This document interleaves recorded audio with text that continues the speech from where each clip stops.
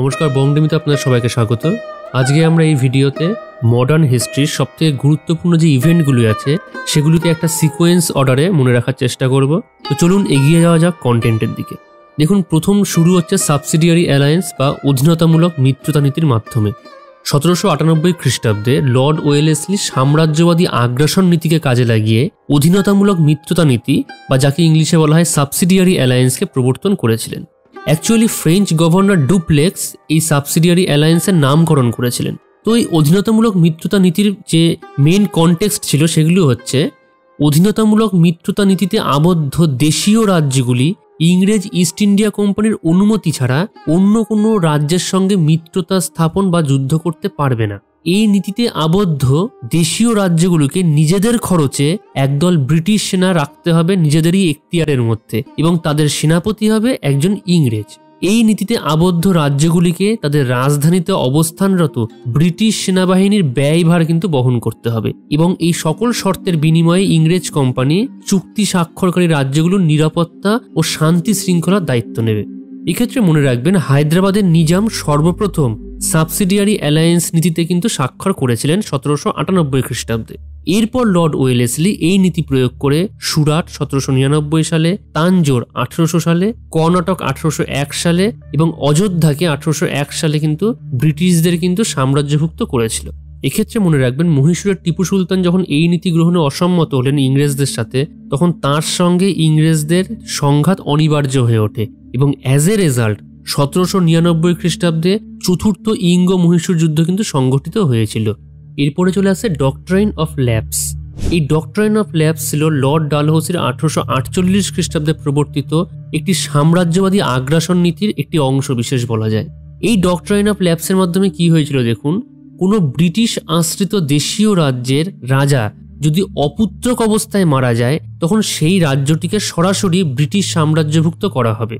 তৎকালীন ঝাঁসির রাজা গঙ্গাধর রাও যখন মারা গেলেন অপুত্রক অবস্থাতে, তখন লর্ড ডালহৌসি করলো কি, এই ডক্ট্রাইন অফ ল্যাপসকে অ্যাপ্লাই করে তার দত্তক পুত্রকে মেনে নিতে রাজি হলেন না, এবং ঝাঁসির রানী লক্ষ্মীবাইয়ের মতামতকে উপেক্ষা করে 1853 খ্রিস্টাব্দে ঝাঁসিকে নিজেদের অর্থাৎ ব্রিটিশদের সাম্রাজ্যভুক্ত করলেন। পরবর্তীকালে এই ডক্ট্রাইন অফ ল্যাপসকে অ্যাপ্লাই করে সাতারা, সম্বলপুর, জয়িতপুর এই সমস্ত রাজ্যগুলিকে কিন্তু ব্রিটিশদের কিন্তু এখতিয়ারভুক্ত করা হয়েছিল। এক্ষেত্রে মনে রাখবেন, লর্ড ডালহৌসি ইতিহাসের পাতায় বেশ কিছু কাজের জন্য কিন্তু যথেষ্ট ফেমাস। সেই সমস্ত কাজগুলি কি কি? তিনি 1852 খ্রিস্টাব্দে ভারতবর্ষের বুকে ইলেকট্রিক টেলিগ্রাফকে এনেছিল। প্রথম ট্রেন সার্ভিস 1853 খ্রিস্টাব্দে বোম্বে টু থানে এই লর্ড ডালহৌসির আন্ডারেই কিন্তু তৈরি হয়েছিল। 1854 খ্রিস্টাব্দে তিনি পোস্টাল স্ট্যাম্পকে স্টার্ট করেছিলেন, এবং তিনি পরবর্তীকালে পাবলিক ওয়ার্ক ডিপার্টমেন্ট, যাকে আমরা আজকের দিনে পিডাব্লিউডি নামে চিনে থাকি, সেই পিডাব্লিউডিকে কিন্তু এস্টাবলিশ করেছিলেন। এরপরে আমরা চলে আসছি প্রি 1857 মুভমেন্ট, অর্থাৎ মহাবিদ্রোহের আগের যে ঘটনা ঘটেছিল সেই ঘটনাগুলি কি কি। দেখুন, প্রথমে আসছে 1763 সালের সন্ন্যাসী রিভোল্ট। 1817 সালে উড়িষ্যাতে হয়েছিল জগবন্ধু বিদ্যাধরের নেতৃত্বে পাইকা রিভোল্ট। 1840 খ্রিস্টাব্দে পাঞ্জাবে হয়েছিল বাবা রাম সিং এর নেতৃত্বে কুকা রিভোল্ট। 1855 সালে হয়েছিল সাঁওতাল বিদ্রোহ সিধু কানহুর নেতৃত্বে। 1859 সালে হয়েছিল আমাদের পশ্চিমবঙ্গের নদিয়া ডিস্ট্রিক্টে ইন্ডিগো রিভোল্ট। ইন্ডিগো অর্থাৎ নীল বিদ্রোহ।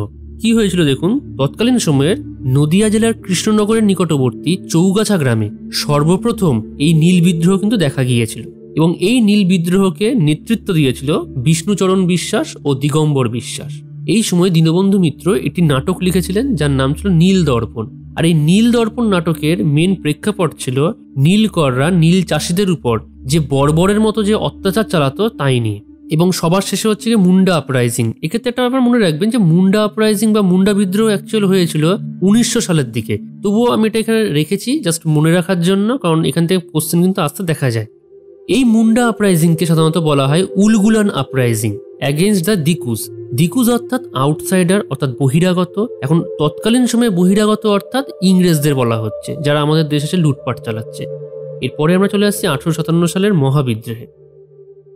नया कारतूस मुंह से छील के लोड करना पड़ता हैगा, और कारतूस पर चुपड़ी होती है चिकनाई, सो भी गऊ और सुअर की चर्बी की।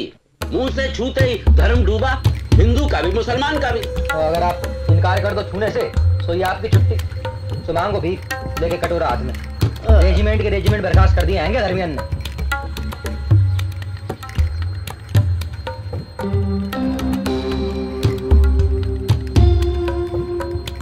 এনফিল্ড রাইফেলের গুলি লোড করার আগে কার্তুজটি দাঁতে কেটে লোড করতে হতো। এখন ভারতীয় সিপাহীরা বিশ্বাস করত যে কার্তুজটি হয় গরু অথবা শূকরের চর্বি দিয়ে গ্রিস করা হতো, যা ছিল হিন্দু এবং মুসলিম এই দুই ধর্মেরই অনুভূতির সম্পূর্ণ পরিপন্থী। এবং 1857 সালের 10ই মে মিরাটে সিপাহী বিদ্রোহ প্রথম শুরু হয়েছিল। এক্ষেত্রে যে লিডাররা ছিলেন ভারতবর্ষের বিভিন্ন জায়গা থেকে, তারা হলেন কানপুর থেকে ছিলেন নানা সাহেব, যাকে আমরা তাঁতিয়া টোপি নামে বেশি চিনে থাকি। বিহার থেকে ছিল কুনওয়ার সিং এবং অমর সিং। লখনৌ থেকে ছিল বেগম হজরত মহল। ফাইজাবাদ থেকে ছিল মৌলভী আহমেদুল্লাহ। দিল্লি থেকে ছিল বাহাদুর শাহ এবং ওয়াক্ত খান। এবং ঝাঁসি থেকে ছিল রানী লক্ষ্মীবাই। মনে রাখবেন, ঝাঁসি রানী লক্ষ্মীবাইয়ের ছোটবেলার নাম ছিল মণিকর্ণিকা তাম্বে, বা ছোট করে বললে মনু। এই 1857 সালের যে রিভোল্ট হয়েছিল, যে সিপাহী বিদ্রোহ হয়েছিল, এটা ফেইল হয়েছিল, এটা হচ্ছে গিয়ে সাকসেসফুল হয়নি, এটা ব্যর্থ হয়েছিল। এবং এই ব্যর্থতার পেছনে মেন যে দুটি কারণ, সেটা ছিল এই সিপাহী বিদ্রোহ ছিল নট অর্গানাইজড। এখানে কোনো লিডারের সেরকম ভূমিকা ছিল না। বলতে গেলে ভারতবর্ষের বিভিন্ন জায়গায় বিভিন্ন খেটে খাওয়া মানুষ হচ্ছে গিয়ে এই সিপাহী বিদ্রোহকে লিড করেছিল। যেমন ধরুন কুনওয়ার সিং বিহার থেকে, তিনি একজন খুবই প্রৌঢ় ব্যক্তি ছিলেন, যথেষ্ট বৃদ্ধ একজন ব্যক্তি ছিলেন। এবং আফটারঅল এই সিপাহী বিদ্রোহ কোনো অল ইন্ডিয়া মুভমেন্ট ছিল না, যে ভারতবর্ষের সব ধর্ম বা বর্ণের যে মানুষদের হচ্ছে গিয়ে এই বিদ্রোহে অংশগ্রহণ করেছিল, সেটা কিন্তু এই বিদ্রোহে দেখতে পাওয়া যায়নি। এবং এই দুটো কারণের জন্যই মূলত 1857 সালে সিপাহী বিদ্রোহ ফেইল হয়েছিল। এরপর আমরা 1857 সিপাহী মিউটিনির যে আফটার ম্যাথ, যে ফলাফল হয়েছিল, সেই প্রসঙ্গে একটু দেখে নেব।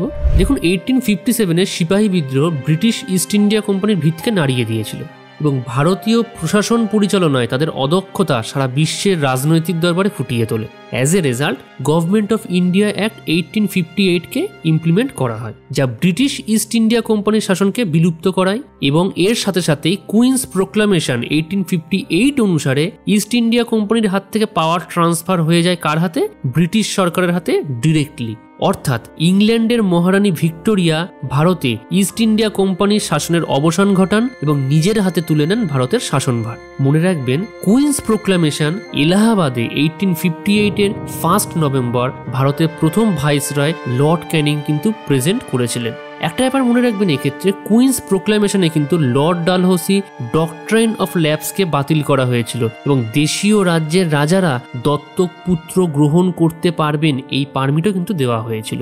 বেসিক্যালি আমরা একটু আগেই দেখলাম, গঙ্গাধর রাও যখন মারা গিয়েছিলেন তখন তিনি অপুত্রক ছিলেন, কিন্তু তার একটি দত্তক পুত্র ছিল এবং সেই দত্তক পুত্রের নাম ছিল দামোদর রাও। অ্যাকচুয়াল দত্তক পুত্রের অরিজিনাল নাম ছিল কিন্তু আনন্দ, কিন্তু রানী লক্ষ্মীবাই এবং গঙ্গাধর রাওয়ের একটি সন্তান ছিল যে 4 বছর বয়সে মারা যায় এবং তার নাম ছিল দামোদর রাও। অর্থাৎ পরবর্তীকালে রানী লক্ষ্মীবাই এবং যখন গঙ্গাধর রাও যখন পুত্র সন্তানকে যখন অ্যাডপ্ট করেছিলেন, তখন তার নাম আনন্দ থেকে তাদের আগের পুত্রের নাম অনুসারে রেখেছিলেন দামোদর রাও। এবং পরবর্তীকালে গঙ্গাধর রাও অর্থাৎ রানী লক্ষ্মীবাইয়ের স্বামীর মৃত্যু হলে ভারতের ব্রিটিশ সরকারের প্রধান লর্ড ডালহৌসি তার দত্তক পুত্রকে রাজা হওয়ার অনুমতি দিতে অস্বীকার করেন। অর্থাৎ বেসিক্যালি ঝাঁসিকে ক্যাপচার করে ফেলে লর্ড ডালহৌসি ডক্ট্রাইন অফ ল্যাপসকে অ্যাপ্লাই করে। তো পরবর্তীকালে এই ডক্ট্রাইন অফ ল্যাপসকে অ্যাব্রোগেট করা হয়েছিল কুইন প্রোক্লামেশন 1858-এর মাধ্যমে। এক্ষেত্রে মনে রাখবেন, 1857-এর যে রিভল্ট হয়েছিল, যে সিপাহী মিউটিনি হয়েছিল, সেই সম্পর্কে আমাদের ভারতবর্ষে বিশিষ্ট বিপ্লবী মানুষেরা কি বলেছিলেন। দেখুন, বিনায়ক দামোদর সাভারকার বলেছিলেন এটা ছিল প্রথম ইন্ডিপেন্ডেন্স ওয়ার, অর্থাৎ স্বাধীনতার প্রথম যুদ্ধ। আর.সি. মজুমদার বলেছিল নাইদার ইট ওয়াজ এ ফার্স্ট নর ওয়ার অফ ইন্ডিপেন্ডেন্স, অর্থাৎ না ছিল এটা প্রথম, না ছিল এটা স্বাধীনতার যুদ্ধ। অর্থাৎ বিনায়ক দামোদর সাভারকার যা বলেছে ঠিক তার কন্ট্রাডিক্টরি বলেছে কিন্তু আর.সি. মজুমদার। এবং এস.এন. সেন সিপাহী মিউটিনিকে বলেছিলেন লিডারলেস মুভমেন্ট, অর্থাৎ এটি একটি ছিল নেতৃত্ববিহীন যুদ্ধ বা নেতৃত্ববিহীন বিদ্রোহ। এরপরে আমরা চলে আসছি different land revenue system synchronise অর্ডারে।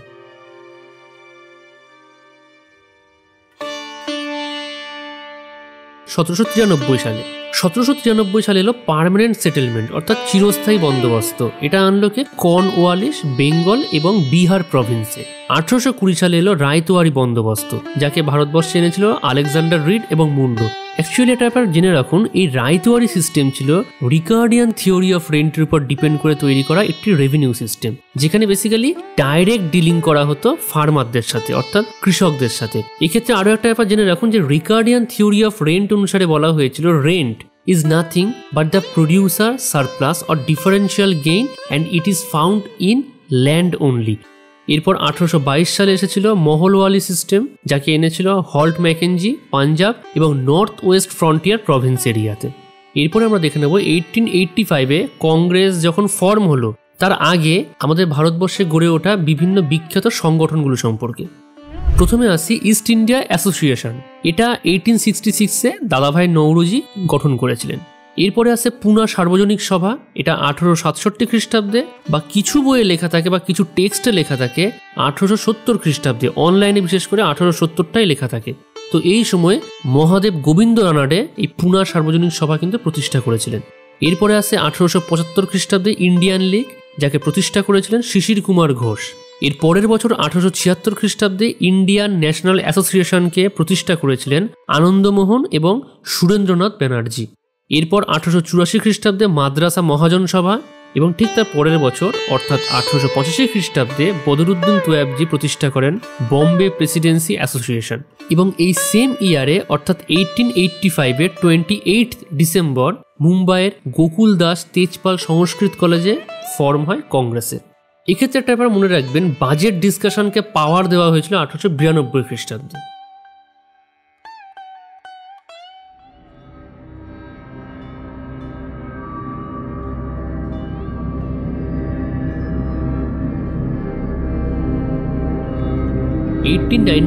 যখন আমাদের ভারতবর্ষে প্লেগ মহামারী ব্যাপকভাবে তোলপাড় করছে, তখনই সশস্ত্র জাতীয়তাবাদের এক জন্মলগ্ন বলা যায় এই 1897। কি হয়েছিল দেখুন, মহামারীর তালিকায় সেই আদন্তকাল থেকে ভয়াবহ রোগ হিসেবে চিহ্নিত হয়ে আসছে যে রোগটি, সেটা হলো প্লেগ। এই প্লেগ একটা সময় গোটা রোম সাম্রাজ্যকে অলমোস্ট গিলে খেয়েছিল, সেটা আপনারা সবাই জানেন। কিন্তু ভারতের স্বাধীনতা সংগ্রামে এই প্লেগ মহামারীর সাথে জড়িয়ে রয়েছে 3 ভাইয়ের এক অনন্য কাহিনী। 1896 সালে প্লেগ মহামারী ভারতে ভয়ঙ্করভাবে ছড়িয়ে পড়লে পুনেতে নিযুক্ত হন একজন সরকারি আমলা ওয়াল্টার চার্লস র্যান্ড। কিন্তু এই চার্লস র্যান্ড ক্ষমতার অপব্যবহার করে প্লেগ দমনের জন্য প্রথমেই তিনি প্রায় 900 জনের মতো গোঁড়া অর্থোডক্স অত্যাচারী অফিসারকে নিযুক্ত করেন প্লেগ দমনের অজুহাতে, এবং নির্দেশ দিলেন যে কোথাও রোগ বা রোগীর হদিশ পেলেই যেন সেই অঞ্চলের প্রতিটি বাড়িতে আগুন লাগিয়ে দেওয়া হয়। শোনা যায় একের পর এক গাঁ উজাড় করে দিয়েছিল এই অত্যাচারে, মানুষ পালাতে শুরু করে সংক্রমিত এলাকা থেকে। এর ফলে প্লেগ আরও দ্রুততার সাথে স্প্রেড করতে শুরু করে।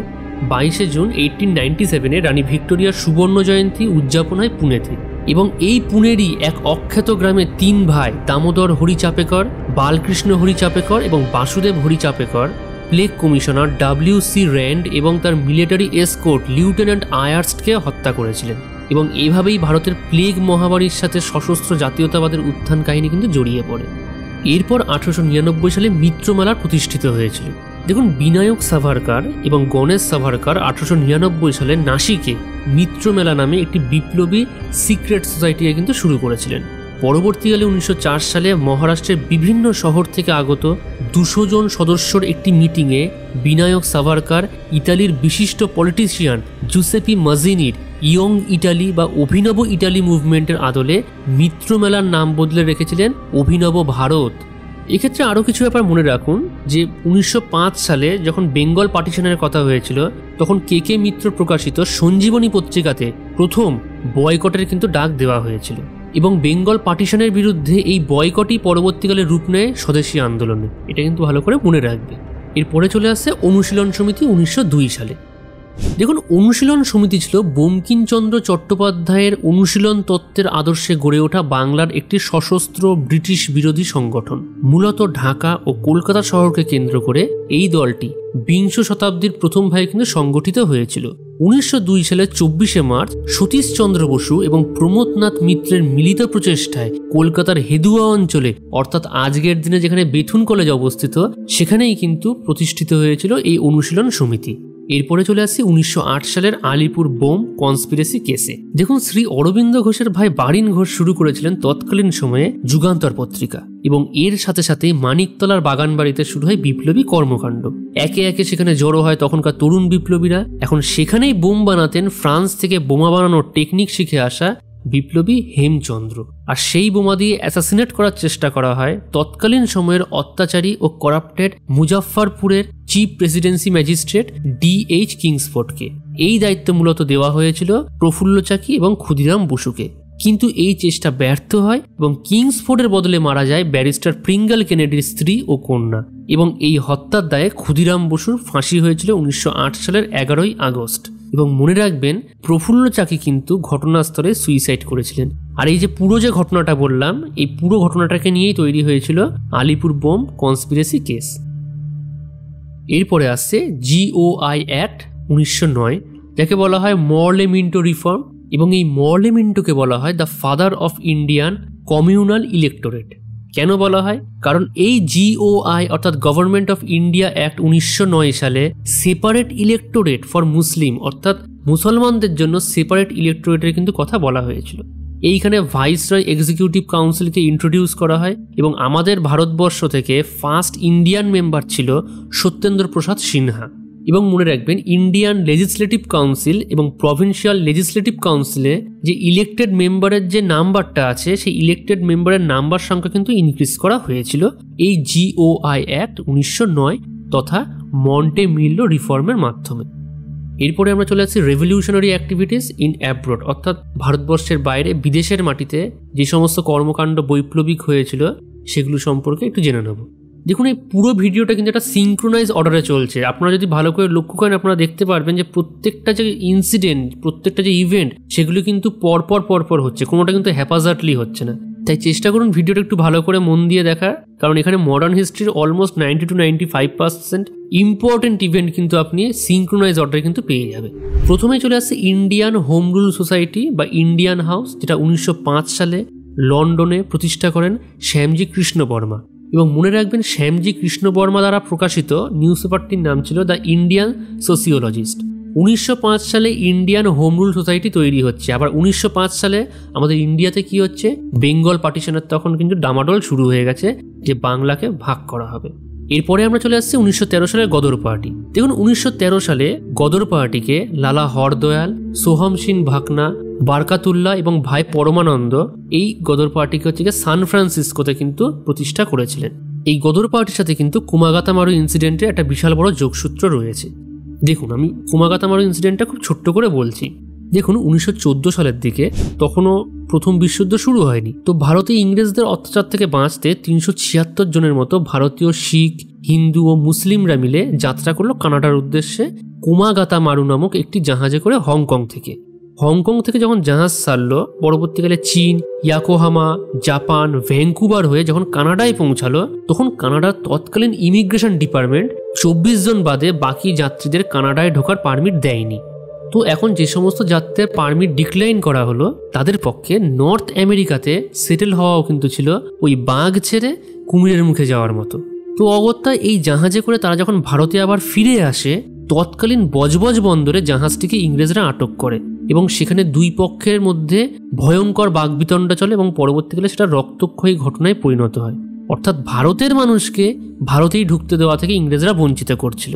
তো এই ঘটনায় বেসিক্যালি কুমাগাতামারু ইনসিডেন্ট নামে পরিচিত, এবং এই কুমাগাতামারু ইনসিডেন্টের সময় গদর পার্টির বিশেষভাবে ইনফ্লুয়েন্স কিন্তু দেখতে পাওয়া গেছিল। যেটা আপনারা বেসিক্যালি মনে রাখবেন, সেটা হচ্ছে কুমাগাতামারু ছিল একটি জাপানিজ শিপ এবং সেটি হংকং থেকে ট্রাভেল করছিল কানাডার উদ্দেশ্যে। এবং 1914 সালের কুমাগাতামারু ইনসিডেন্টে গদর পার্টির যে ভয়ঙ্কর ইনফ্লুয়েন্স দেখা গেছিল, সেইটাকে খর্ব করার জন্য 1915 সালে আনা হলো কি ডিফেন্স অফ ইন্ডিয়া অ্যাক্ট। এই ডিফেন্স অফ ইন্ডিয়া অ্যাক্টকে বেসিক্যালি আনাই হয়েছিল আমাদের ভারতবর্ষে তখন যে বৈপ্লবিক কাজকর্ম চলছে তাদেরকে ডমিনেট করার জন্য। 1915 সালে বার্লিন কমিটি তৈরি করেছিল বীরেন্দ্রনাথ চ্যাটার্জি, এবং 1916 সালে হোম রুল লীগ কিন্তু তৈরি হয়েছিল। হোম রুল লীগকে 1916 সালে প্রতিষ্ঠা করেছিলেন বাল গঙ্গাধর তিলক এবং অ্যানি বেসান্ত। এক্ষেত্রে মনে রাখবেন, হোম রুল লীগে যেটি বাল গঙ্গাধর তিলক প্রতিষ্ঠা করেছিলেন তার হেডকোয়ার্টার ছিল পুনাতে, এবং এটি ছিল অ্যাকচুয়াল সব থেকে বেশি পুরনো এবং এর কম ব্রাঞ্চ ছিল। কিন্তু অ্যানি বেসান্ত নির্মিত যে হোম রুল লীগ ছিল, যার হেডকোয়ার্টার ছিল মাদ্রাসে, এবং এটা কিন্তু বাল গঙ্গাধর তিলকের যে হোম রুল লীগ তার অনেক পরে কিন্তু গঠন করা হয়েছিল। দেখুন, 1916 সালের যে লখনৌ সেশন আছে, এটা বিশেষভাবে উল্লেখযোগ্য। এই সেশনকে অর্গানাইজ করা হয়েছিল 1916 সালে অম্বিকাচরণ মজুমদারের নেতৃত্বে। এই লখনৌ অধিবেশন যে জন্য বিশেষভাবে বিখ্যাত সেটি হচ্ছে, এই অধিবেশনে মডারেটর এবং এক্সট্রিমিস্ট অর্থাৎ নরমপন্থী এবং চরমপন্থীর মধ্যে মিলন হয়েছিল। বেসিক্যালি কি হয়েছিল দেখুন, 1905 সালে যে বেঙ্গল পার্টিশন হয়েছিল, সেই বেঙ্গল পার্টিশনকে কেন্দ্র করে নরমপন্থী এবং চরমপন্থীদের মধ্যে যে মতবিরোধ হয়েছিল সেটা ভয়ঙ্কর আকার ধারণ হয় 1907 সালে যখন সুরাটে যখন কংগ্রেসের অধিবেশন হচ্ছে রাসবিহারী ঘোষের নেতৃত্বে। তো এই রাসবিহারী ঘোষের নেতৃত্বে যখন সুরাটে যখন কংগ্রেস অধিবেশন হচ্ছে তখন মডারেটর এবং এক্সট্রিমিস্টরা কমপ্লিটলি স্প্লিট হয়ে যায় এবং পরবর্তীকালে 1916 সালের এই লখনৌ সেশনে মডারেটর এবং এক্সট্রিমিস্ট উইংদের মধ্যে আবার ইউনিয়ন হয়েছিল। এবং মনে রাখবেন এই সময়ের লখনৌ প্যাক্ট কিন্তু সাইন হয়েছিল কংগ্রেস এবং মুসলিম লীগের মধ্যে। কংগ্রেস থেকে ছিল বাল গঙ্গাধর তিলক এবং মুসলিম লীগের মধ্যে ছিল মোহাম্মদ আলী জিন্নাহ। এই লখনৌ প্যাক্টের যে ডিমান্ডগুলো ছিল সেগুলো হচ্ছে যে ইলেক্টেড সিট সংখ্যা আছে কাউন্সিলের তা বাড়াতে হবে, প্রভিন্স এরিয়াতে মাইনরিটিকে প্রোটেক্ট করতে হবে, সমস্ত প্রভিন্সে অটোনমিকে গ্র্যান্ট করতে হবে এবং জুডিশিয়ারি থেকে এক্সিকিউটিভকে সেপারেট করতে হবে, separating the executive from the judiciary. এক্ষেত্রে দুটি বইয়ের নাম মনে রাখবেন, যে দুটি বইয়ের নাম বারবার পরীক্ষা আসতে দেখা যায়, সে দুটি হচ্ছে মৌলানা আজাদ লিখেছিলেন আল হিলাল আর মোহাম্মদ আলী লিখেছিলেন কমরেড।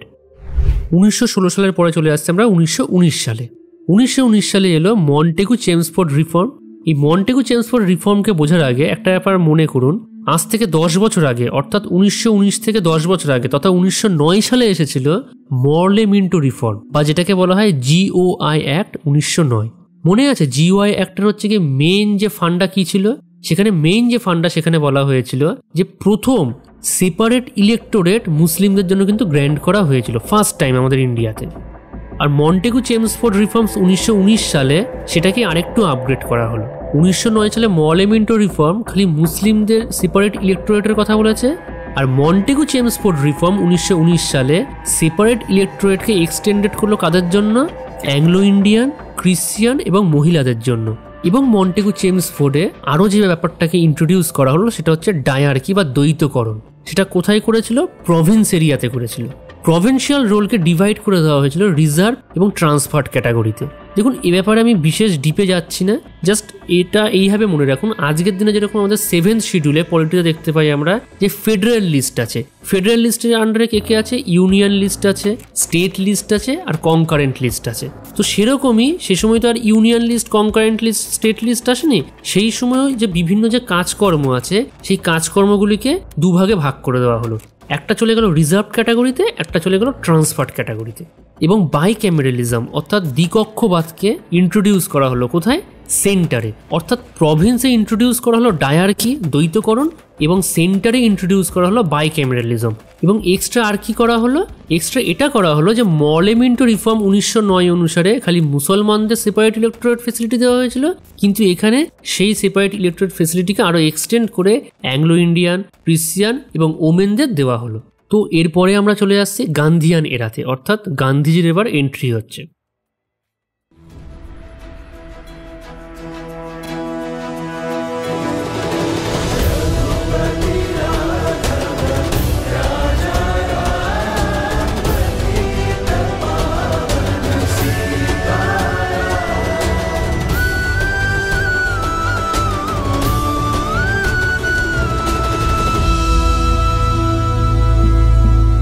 গান্ধীজির এন্ট্রি প্রথমে হচ্ছে সাউথ আফ্রিকাতে। তিনি ফিনিক্স ফার্মকে গড়ে তুলেছিলেন 1904 সালে, টলস্টয় ফার্মকে গড়ে তুলেছিলেন 1910 সালে এবং সাউথ আফ্রিকাতে থাকাকালীন তিনি যে নিউজ পেপারটি প্রকাশ করেন তার নাম ছিল ইন্ডিয়ান ওপিনিয়ন।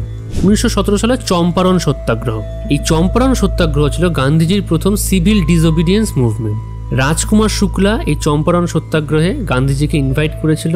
এই চম্পারণ সত্যাগ্রহ সংগঠিত হয়েছিল 3 কাঠিয়া সিস্টেমের বিরুদ্ধে। আর এই 3 কাঠিয়া সিস্টেমের মেন কনটেক্সট কি ছিল দেখুন, তখনকার দিনে যে চাষিরা থাকতো, যে কৃষকেরা থাকতো, তাদেরকে ফোর্স করা হতো নীলকরদের মাধ্যমে নীল চাষ করার জন্য 20-3 তাদের যে প্রপার্টি আছে তার মধ্যে। এবং এর বিরুদ্ধেই হচ্ছে গিয়ে চম্পারণ সত্যাগ্রহ কিন্তু সংগঠিত হয়েছিল। 1917 সালের পর এলো 1918 সাল। 1918 সালে আহমেদাবাদ মিল স্ট্রাইকে গান্ধীজি অংশগ্রহণ করলেন। এক্ষেত্রে তাকে ইনভাইট করলো অনুসুয়া সারাভাই। এই আহমেদাবাদ মিল স্ট্রাইকের প্রধান যে দুটি কারণ ছিল, যে দুটি কনটেক্সট ছিল, সেগুলি হচ্ছে প্লেগ বোনাস। প্রথমটি দেখুন 1918 থেকে 1920 মধ্যে না আমাদের ইন্ডিয়াতে প্লেগ দারুণভাবে অ্যাটাক করেছিল এবং সেই প্লেগ মহামারীর টাইমে যে কারখানার মালিকরা ছিল তারা কি করতো, মুনাফা বৃদ্ধির জন্য এই মহামারীর মধ্যেও তাদের যে শ্রমিক আছে তাদেরকে দিয়ে খাটিয়ে নিত এখন অবভিয়াসলি তুমি তাদেরকে যদি খাটিয়ে নাও তাহলে তাদেরও তো একটা হক থাকে না, তারা কিছু বোনাস বা তাদের কিছু উপরি ইনকামে। তো এই প্লেগ বোনাসের জন্য আহমেদাবাদ মিল স্ট্রাইক হয়েছিল। এবং সেকেন্ডটা হচ্ছে গিয়ে ওয়েজ হাইক, অর্থাৎ বেতন বৃদ্ধি। দেখুন মহামারীর টাইমে বুঝতেই পাচ্ছেন দেশে হচ্ছে দ্রব্যমূল্য প্রচুর বেড়ে যায়। তার জ্বলন্ত উদাহরণ হচ্ছে আজকের দিনে করোনা মহামারী। আমরা দেখেছি যে করোনা মহামারীর টাইমে স্যানিটাইজ যে বোতলগুলি হয়, যেগুলো আজকের দিনে হয়তো 20-30 টাকাতে পাওয়া যাচ্ছে, করোনার টাইমে সেই স্যানিটারি বোতলের দাম কত বেড়ে গেছিলো, বা খাবার দাবার সবজির দাম কতটা বেড়ে গেছিলো। তো সেই সময় তো আর মানুষের কাছে আর লিকুইড মানি অত বেশি থাকে না। তো অবভিয়াসলি ওয়েজ হাইক হচ্ছে একটা বিশাল বড় কারণ ছিল। এবং আহমেদাবাদ মিল স্ট্রাইক ছিল গান্ধীজির জীবনের প্রথম হাঙ্গার স্ট্রাইক, অর্থাৎ না খেয়ে দে আমৃত্যু অনশন। তো যেহেতু হাঙ্গার স্ট্রাইক কনটেক্সট এলো, সেক্ষেত্রে মনে রাখবেন যে গান্ধীজি তার জীবনে টোটাল 17 বার হাঙ্গার স্ট্রাইককে পারফর্ম করেছিলেন। তার মধ্যে সবথেকে লংগেস্ট যে হাঙ্গার স্ট্রাইকটা ছিল সেটা ছিল 21 দিনের। এবং 1918 এই আহমেদাবাদ মিল স্ট্রাইকের সাথে সাথে সেই একই বছরে হলো খেদা সত্যাগ্রহ। এর মেন যে কনটেক্সট ছিল সেটা ছিল এক্সেসিভ ট্যাক্স, যে মানুষ যে আয় করছে তার উপর হচ্ছে প্রচুর পরিমাণ ট্যাক্স চাপাতে শুরু করে সরকার, প্রচুর পরিমাণে টাকা হচ্ছে রেভিনিউ জেনারেট করার জন্য। এবং এই খেদা সত্যাগ্রহে নন কোঅপারেশন মুভমেন্টের কিন্তু প্রলগ, যেটাকে আপনি বলতে পারেন যে প্রি নোশন, যে একটা আভাস, সেটা কিন্তু দেখতে পাওয়া গিয়েছিল। এরপরে চলে আসছে 1919 সাল। দেখুন 1919 সালে রাওলাট অ্যাক্ট হচ্ছে পাস হয়েছিল। এটা ছিল একটি অ্যানার্কিয়াল রেভলিউশনারি ক্রাইম অ্যাক্ট, যেটা সিডনি রাওলাট পাশ করিয়েছিলেন। এই রাওলাট অ্যাক্ট ছিল তৎকালীন সময়ে permanent replacement of defence of India act 1915। এখন আপনাদের মনে প্রশ্ন হতে পারে যে ডিফেন্স অফ ইন্ডিয়া অ্যাক্ট 1915কে আমি একটু আগেই বললাম যে 1914 যখন কুমাগাতা মারু ইনসিডেন্টে যখন গদর পার্টির মারাত্মক ইনফ্লুয়েন্স দেখা গেল, তখন ইংরেজ সরকার এনেছিল। তো এই ডিফেন্স অফ ইন্ডিয়া অ্যাক্ট জিনিসটা কি? দেখুন ডিফেন্স অফ ইন্ডিয়া অ্যাক্ট জিনিসটা খুব ছোট করে বলছি। 1915 সালে lord Hardinge defence of India act 1915কে পাস করান। এই অ্যাক্টটি মোর অর লেস তৎকালীন British act defence of realm অ্যাক্টের অনুরূপ ছিল। ডিফেন্স অফ ইন্ডিয়া অ্যাক্ট 1915কে প্রথম লাহোর ষড়যন্ত্র মামলার বিচারের সময় কিন্তু ইমপ্লিমেন্ট করা হয়েছিল। এবং এক্ষেত্রে কিছু ব্যাপার মনে রাখুন লর্ড হার্ডিঞ্জ সম্পর্কে। এই লর্ড হার্ডিঞ্জ 1911 সালে বঙ্গভঙ্গকে রদ করেছিলেন। রাসবিহারী বোস এই হার্ডিঞ্জের ওপরেই বোম মেরেছিল 1912 সালে, যেখান থেকে স্টার্ট হয় Delhi Lahore conspiracy case. Lord হার্ডিঞ্জের সময়কালে গদর পার্টি প্রতিষ্ঠিত হয় 1913 সালে। লর্ড হার্ডিঞ্জের টাইমে আপনি তার মানে বুঝতে পারছেন কুমাগাতা মারু ইনসিডেন্ট হয়েছিল 1914 সালে। 1915 সালে এই লর্ড হার্ডিঞ্জ আবার ডিফেন্স অফ ইন্ডিয়া অ্যাক্টকে লাগু করেছিলেন। তো এই ডিফেন্স অফ ইন্ডিয়া অ্যাক্ট 1915-এর পার্মানেন্ট রিপ্লেসমেন্ট হিসাবে যে রাওলাট অ্যাক্ট এলো, এখানে কি এক্স্যাক্টলি বলা হয়েছিল? এখানে বলা হয়েছিল এমন যদি কোনো মানুষকে খুঁজে পাওয়া যায় যে সেই ব্যক্তি অন্যান্য মানুষকে ব্রিটিশদের বিরুদ্ধে ভড়কাচ্ছে, অর্থাৎ উস্কানি দিচ্ছে, তাহলে সেক্ষেত্রে বিনা উকিল বিনা দলিলে তাকে 2 বছরের জেলে পাঠিয়ে দেওয়া হবে। বেসিক্যালি দেখুন আমরা ইন্ডিয়ান কনস্টিটিউশনে আর্টিকেল 22-তে যেটা দেখেছি যে protection against arrest or detention, সেখানে কিন্তু ডিটেনশন 2 রকমের দেখানো হয়েছিল, মনে আছে? একটা ছিল পিউনিটিভ ডিটেনশন, একটা ছিল প্রিভেন্টিভ ডিটেনশন। এখন প্রিভেন্টিভ ডিটেনশনে আপনি নিশ্চয়ই জানেন যে এরকম যদি কোনো ব্যক্তিকে পাওয়া যায় যে কোনো ব্যক্তি তখনও কিন্তু কোনো অন্যায় করেনি, কিন্তু মনে করা হচ্ছে যে এই ব্যক্তিটি কোনো রকম অন্যায় করতে পারে বা এই ব্যক্তিটি কোনো রকম সমাজের পক্ষে ঝামেলা সৃষ্টি করতে পারে ভবিষ্যতে কিছুদিনের মধ্যে, তখন কিন্তু তাকে ডিটেইন করা হয়। তো এই বিনা ওয়াকিল বিনা দলিল ছিল হচ্ছে সর্ট অফ ওই বলতে গেলে প্রিভেন্টিভ ডিটেনশন। এরকম ব্যাপার নয় যে আপনাকে ব্রিটিশের বিরুদ্ধে কোনো কর্মকাণ্ডের সাথে লিপ্ত হতে হবে। আপনাকে যদি এরকমও দেখা যায় যে আপনি কোনো ব্যক্তিকে হচ্ছে গিয়ে ভড়কাচ্ছেন, সেক্ষেত্রে ওই প্রিভেন্টিভ ডিটেনশনের মতো আপনাকে 2 বছরের জন্য জেলে পাঠিয়ে দেবে, যার কোনো না থাকবে উকিল না থাকবে কোনো দলিল। আর গান্ধীজি এই কারণে এই রাওলাট অ্যাক্টকে বলা হয়েছিল ব্ল্যাক অ্যাক্ট, এবং তিনি রাওলাট সত্যাগ্রহ কিন্তু ইনিশিয়েট করেছিলেন। এবং মনে রাখবেন এই রাওলাট অ্যাক্টকে কিন্তু কেন্দ্র করেই জালিয়ানওয়ালাবাগ যে 1919 সালে যে ঘটনাটা ঘটেছিল, যে জালিয়ানওয়ালাবাগে যে ম্যাসাকার যে ঘটেছিল, সেটা কিন্তু সংগঠিত হয়েছিল। কুখ্যাত রাওলাট আইনের প্রতিবাদে পিপলস কমিটি নামক একটি সংগঠন লাহোর এবং অমৃতসরে সেই সময়ে তীব্র আন্দোলন গড়ে তোলে। এই অবস্থায় সরকার 1919 খ্রিস্টাব্দের 10ই এপ্রিল অমৃতসরের স্থানীয় 2 নেতা সাইফুদ্দিন কিচলু এবং ডক্টর সত্যপালকে ব্রিটিশ বিরোধী হিংসায় মদত দেওয়ার অভিযোগে গ্রেপ্তার করলে জনতা উত্তেজিত হয়ে ওঠে। যেটা আমি একটু আগে বললাম যে সর্ট অফ ওই প্রিভেন্টিভ ডিটেনশন, ঠিক আছে? দোষ করেছে কিনা এটা ব্যাপার না, দোষ এই লোকটা করতে পারে তার উপর ডিপেন্ড করে আমি তাকে ডিটেন করে নিলাম। এবং পাঞ্জাব অমৃতসরের অগ্নিগর্ভ এই সিচুয়েশনকে দমন করার ভার দেওয়া হয় ব্রিগেডিয়ার জেনারেল মাইকেল ও ডায়ারকে। এবং ডায়ার যথারীতি 11 এপ্রিল একটি সামরিক আইন জারি করে শহরের মধ্যে সমস্ত রকমের জনসভা, সমাবেশ, সমস্ত রকমের জমায়েতকে নিষিদ্ধ করে। এদিকে এই বাধা উপেক্ষা করে 13 এপ্রিল জালিয়ানওয়ালাবাগ উদ্যানে প্রায় 10,000-এর মতো জনতা জড়ো হয়েছিল শিখ ধর্মাবলম্বীদের নতুন বছর পয়লা বৈশাখীর মেলাতে। এবং সেখানেই দুই জনপ্রিয় নেতা সাইফুদ্দিন কিচলু এবং ডক্টর সত্যপালের গ্রেপ্তারের বিরুদ্ধে একটি নিরস্ত্র প্রতিবাদ সভাকেও কিন্তু ডাকা হয়েছিল। শুধুমাত্র সামরিক আইনকে অবমাননা করার অভিযোগে British military officer Reginald Dyer, একটা ব্যাপার কিন্তু ভালো করে মনে রাখবেন, ব্রিগেডিয়ার জেনারেল মাইকেল ও ডায়ারের উপর কিন্তু অমৃতসরে দায়িত্ব দেওয়া হয়েছিল। আর British military officer Reginald Dyer কিন্তু ছিল অন্য একজন। দুজনেরই টাইটেল ছিল ডায়ার, কিন্তু দুজন কিন্তু কমপ্লিটলি আলাদা দুজন লোক। ওকে, এটা কিন্তু ভালো করে মনে রাখবেন। তো এই British military officer Reginald Dyer করলো কি, নির্মমভাবে, মানে যাকে বলা হয় একদম শয়তানের মতো নিরস্ত্র মানুষের উপর গুলি চালায় এবং সরকারি হিসাব অনুসারে প্রায় 379 জন নিরস্ত্র মানুষকে লিটারালি খুন করা হয়। এবং এটাই হচ্ছে গিয়ে জালিয়ানওয়ালাবাগের হচ্ছে গিয়ে হত্যাকাণ্ড।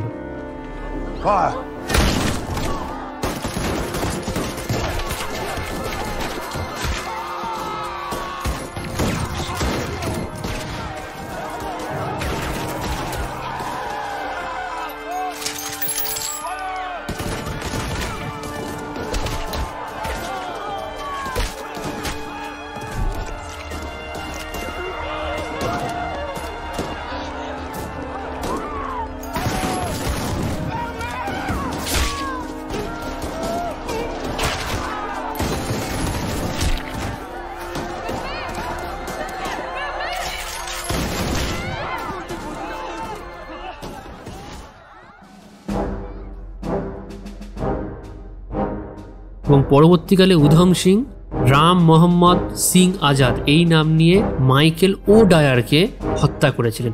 মাইকেল ও ডায়ার ছিল কে? যিনি ছিলেন lieutenant governor of Punjab during the Jallianwala Bagh massacre. এবং শুনলে অবাক হবেন যে এই মাইকেল ও ডায়ার, রেজিনাল্ড ডায়ার যে নিরস্ত্র মানুষের উপর যে গুলি চালিয়েছিল সেটা জনসমকক্ষে পুরো ব্ল্যাটেন্টলি সেটাকে সমর্থন করেছিলেন এবং রীতিমতো তা প্রশংসা করেছিলেন যে হ্যাঁ, সামরিক একটা আইনকে অবমাননা করেছে, যেটা করেছে সেটা তো করাই উচিত ছিল। এবং সেজন্যই হচ্ছে গিয়ে উধম সিং হচ্ছে গিয়ে পরবর্তীকালে মাইকেল ও ডায়ার অর্থাৎ মেন যে মাথা তাকে হচ্ছে গিয়ে মেরেছিল। এই জালিয়ানওয়ালাবাগ হত্যাকাণ্ডের যে আফটারম্যাথ ছিল সেগুলো ছিল, প্রথমত রবীন্দ্রনাথ ঠাকুর নাইটহুড উপাধিকে ত্যাগ করেছিলেন। গান্ধীজি কাইজার ই হিন্দ টাইটেলটি তিনি ত্যাগ করেন, যেটি তিনি বোয়ার যুদ্ধে, সাউথ আফ্রিকার বোয়ার যুদ্ধে তিনি পেয়েছিলেন। এবং দ্বিতীয়ত হান্টার কমিশনকে ফর্ম করা হয়েছিল, যেখানে 3 জন ইন্ডিয়ান ছিল, যাদের মেন মোটো ছিল জেনারেল রেজিনাল্ড ডায়ার যে কাজটি করেছে, যে হত্যাকাণ্ড ঘটিয়েছে তার পুঙ্খানুপুঙ্খানু রিসার্চ করে তার রিপোর্ট জমা দেওয়ার। কিন্তু মজার ব্যাপার কি জানেন, ব্রিটিশ গভর্নমেন্ট না এই রিপোর্ট জমা দেওয়ার, অর্থাৎ এই হান্টার কমিশনের রিপোর্ট জমা দেওয়ার আগেই ইনডেমনিটি অ্যাক্ট 1919 হচ্ছে পাস করিয়ে দিয়েছিল। বেসিক্যালি কি বলুন তো, ইনডেমনিটি কথার অর্থ খেসারত।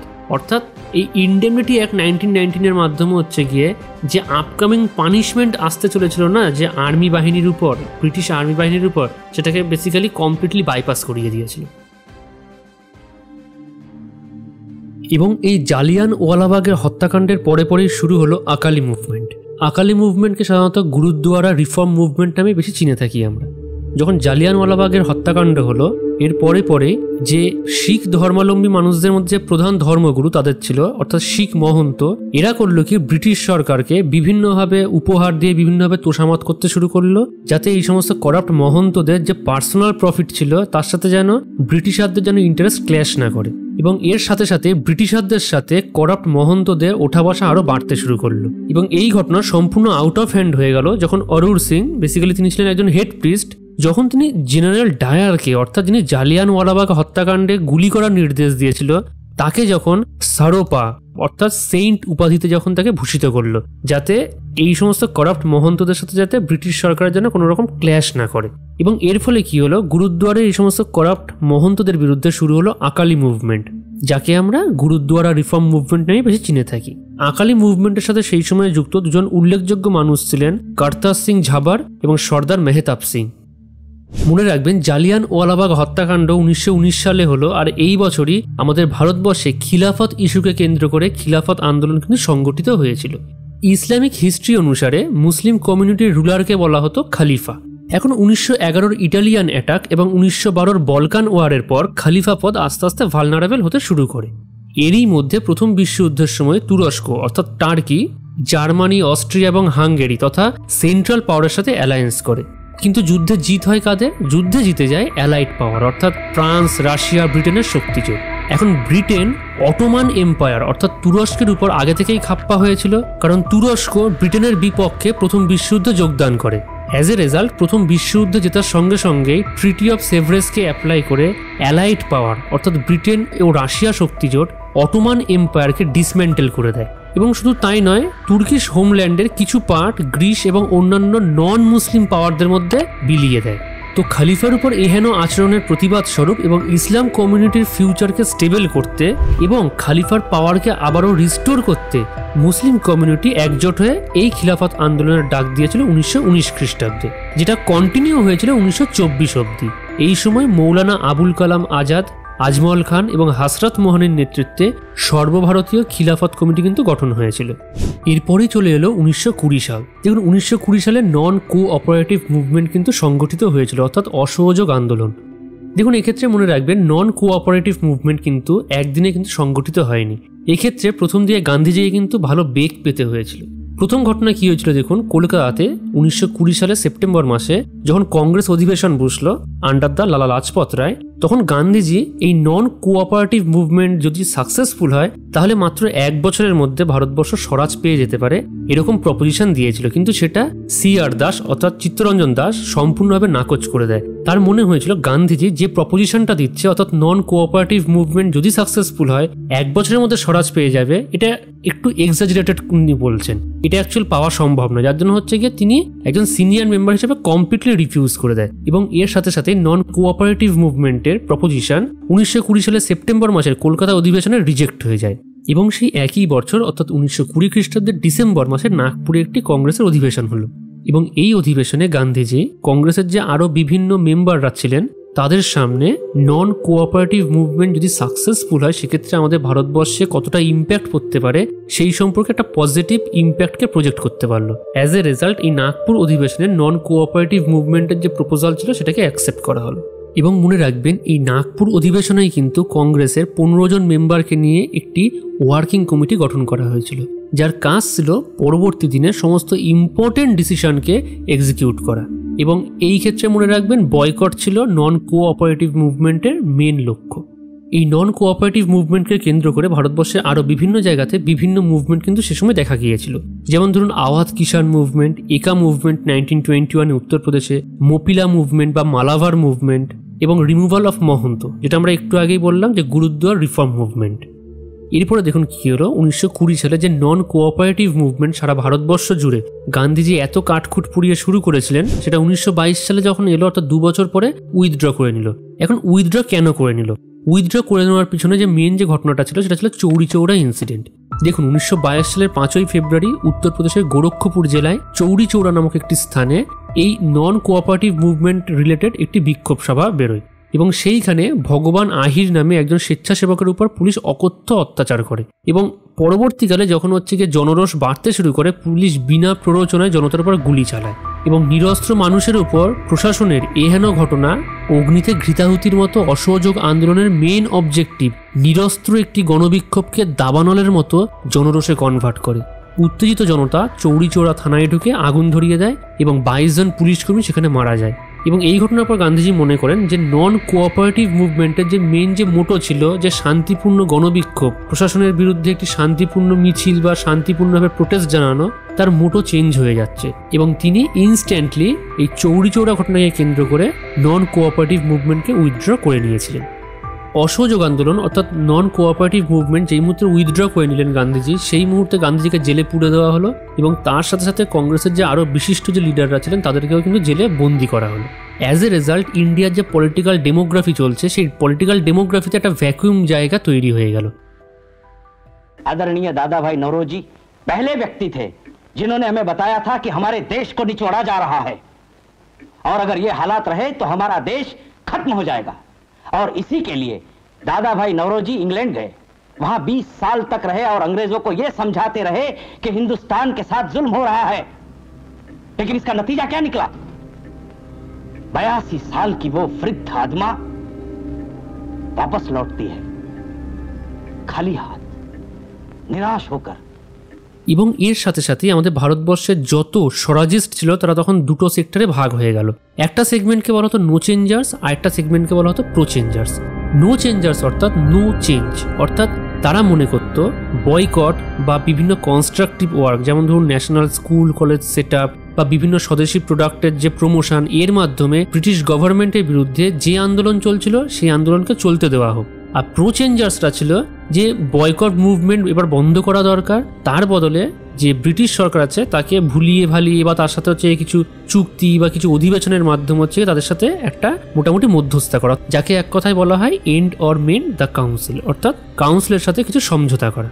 এবং মনে রাখবেন এই নো চেঞ্জার্স এবং প্রো চেঞ্জার্সদের মধ্যে যে আইডিওলজিক্যাল যে কনফ্লিক্ট হলো সেটা আরও বেশি প্রখরভাবে বোঝা গেল 1922 সালের গয়া কংগ্রেস সেশনে। এই গয়া কংগ্রেস সেশনে কি হলো, গয়াতে বেসিক্যালি কংগ্রেসের অধিবেশন হলো, সেখানে প্রো চেঞ্জাররা বলল যে তারা একটি নতুন পার্টি তৈরি করবে যার নাম হচ্ছে স্বরাজ পার্টি বা খিলাফত স্বরাজ পার্টি। এবং মজার ব্যাপার হলো পরের বছরই অর্থাৎ 1923 সালে সেই স্বরাজ পার্টি এস্টাবলিশমেন্টও হলো কার হাত ধরে, CR দাসের হাত ধরে, অর্থাৎ চিত্তরঞ্জন দাসের হাত ধরে। এবং এই স্বরাজ পার্টির প্রথম সেক্রেটারি ছিলেন মতিলাল নেহেরু।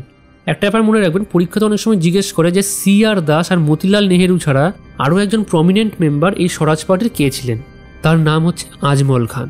এই ক্ষেত্রে একটা ব্যাপার মনে রাখবেন, এই যে স্বরাজ পার্টির যে গঠন হলো না, যে 1922 সালে গয়া সেশনের পরে 1923 সালে CR দাসের উদ্যোগে এই স্বরাজ পার্টিকে কিন্তু স্ট্রংলি অপোজ করেছিল গান্ধীজি, কারণ তার মনে হয়েছিল কংগ্রেসের মধ্যে মানে একটি দলের মধ্যে আরেকটি নতুন দল তৈরি হচ্ছে, মানে এতে অন্তর্দলীয় দ্বন্দ্ব বাড়তে পারে। কারণ দেখুন অলরেডি সে সময় কংগ্রেসের যত স্বরাজিস্ট ছিল তারা দুভাগে ভাগ হয়ে গেছে, এক দল হচ্ছে প্রো চেঞ্জার্স আর আরেক দল হচ্ছে কি নো চেঞ্জার্স। অর্থাৎ বুঝতেই পাচ্ছেন দলের মধ্যে আইডিওলজিক্যালি কনফ্লিক্ট কিন্তু দিনকে দিন বাড়তে শুরু করলো। আর সেজন্যই গান্ধীজির মনে হয়েছিল এই স্বরাজ পার্টি তৈরির যে ইস্যুটা আছে এটা পরবর্তীকালে অ্যাজ এ প্রোভোকেটিভ সাবস্টেন্স হিসাবে যে অন্তর্দলীয় অলরেডি এক্সিস্টিং যে আইডিওলজিক্যাল কনফ্লিক্ট আছে সেটাকে আরও বেশি অ্যাক্সিলারেট করবে। কারণ আফটার অল দেখুন স্বরাজ পার্টিকে কারা তৈরি করলো, নো চেঞ্জার্সরা তৈরি করলো। আর এই নো চেঞ্জার্স কারা ছিল, নো চেঞ্জার্স ছিল যারা মনে করতো যে আমাদেরকে ব্রিটিশদের বিরুদ্ধে বয়কট বিভিন্ন রকম কনস্ট্রাকটিভ ওয়ার্কের মাধ্যমে হচ্ছে গিয়ে আন্দোলন চালিয়ে যেতে হবে। তো এবার ছোট্ট করে যেটা রিক্যাপ দেওয়া যায় তাহলে ব্যাপারটা এরকম দাঁড়াচ্ছে যে 1920 সালে নন কোঅপারেটিভ মুভমেন্ট শুরু হলো, 1922 সালে চৌরি চৌরার ঘটনা ঘটলো এবং নন কোঅপারেটিভ মুভমেন্টকে উইথড্র করে নেওয়া হলো। অ্যাজ এ রেজাল্ট ইন্ডিয়ার পলিটিক্যাল গ্রাউন্ডে একটা ভ্যাকিউম স্পেস তৈরি হলো এবং আমাদের ভারতবর্ষের যত স্বরাজিস্ট আছে তারা দুটো সেক্টে ভাগ হয়ে গেল। একটা সেগমেন্ট হয়ে গেল কি প্রো চেঞ্জার্স, একটা সেগমেন্ট হয়ে গেল নো চেঞ্জার্স। এবং পরবর্তীকালে 1922 সালে অর্থাৎ সেই বছরই গয়া সেশন হলো এবং গয়া সেশনে নো চেঞ্জার্সরা বললো যে আমরা একটি আলাদা দল গঠন করব, কারণ অলরেডি নো চেঞ্জার্সদের সাথে প্রো চেঞ্জার্সদের একটা আইডিওলজিক্যাল কনফ্লিক্ট শুরু হয়ে গেছিল। 1923 সালে CR দাস অর্থাৎ চিত্তরঞ্জন দাসের আন্ডারে এবং মতিলাল নেহেরু মিলে তৈরি করলো কি স্বরাজ পার্টি। এবং স্বরাজ পার্টি পরবর্তীকালে যখন ডিক্লাইনেশন শুরু হলো তখন স্বরাজ পার্টি ফার্দার মোর দুটো সেগমেন্টে ভাগ হয়ে গেল, একটা হচ্ছে রেসপন্সিভিস্ট, অন্যটি হচ্ছে নন রেসপন্সিভিস্ট। আরও এক বছর এগোলে চলে আসছে 1924 সাল। এই সময় হয়েছিল কানপুর বলসেবিক কনস্পিরেসি কেস।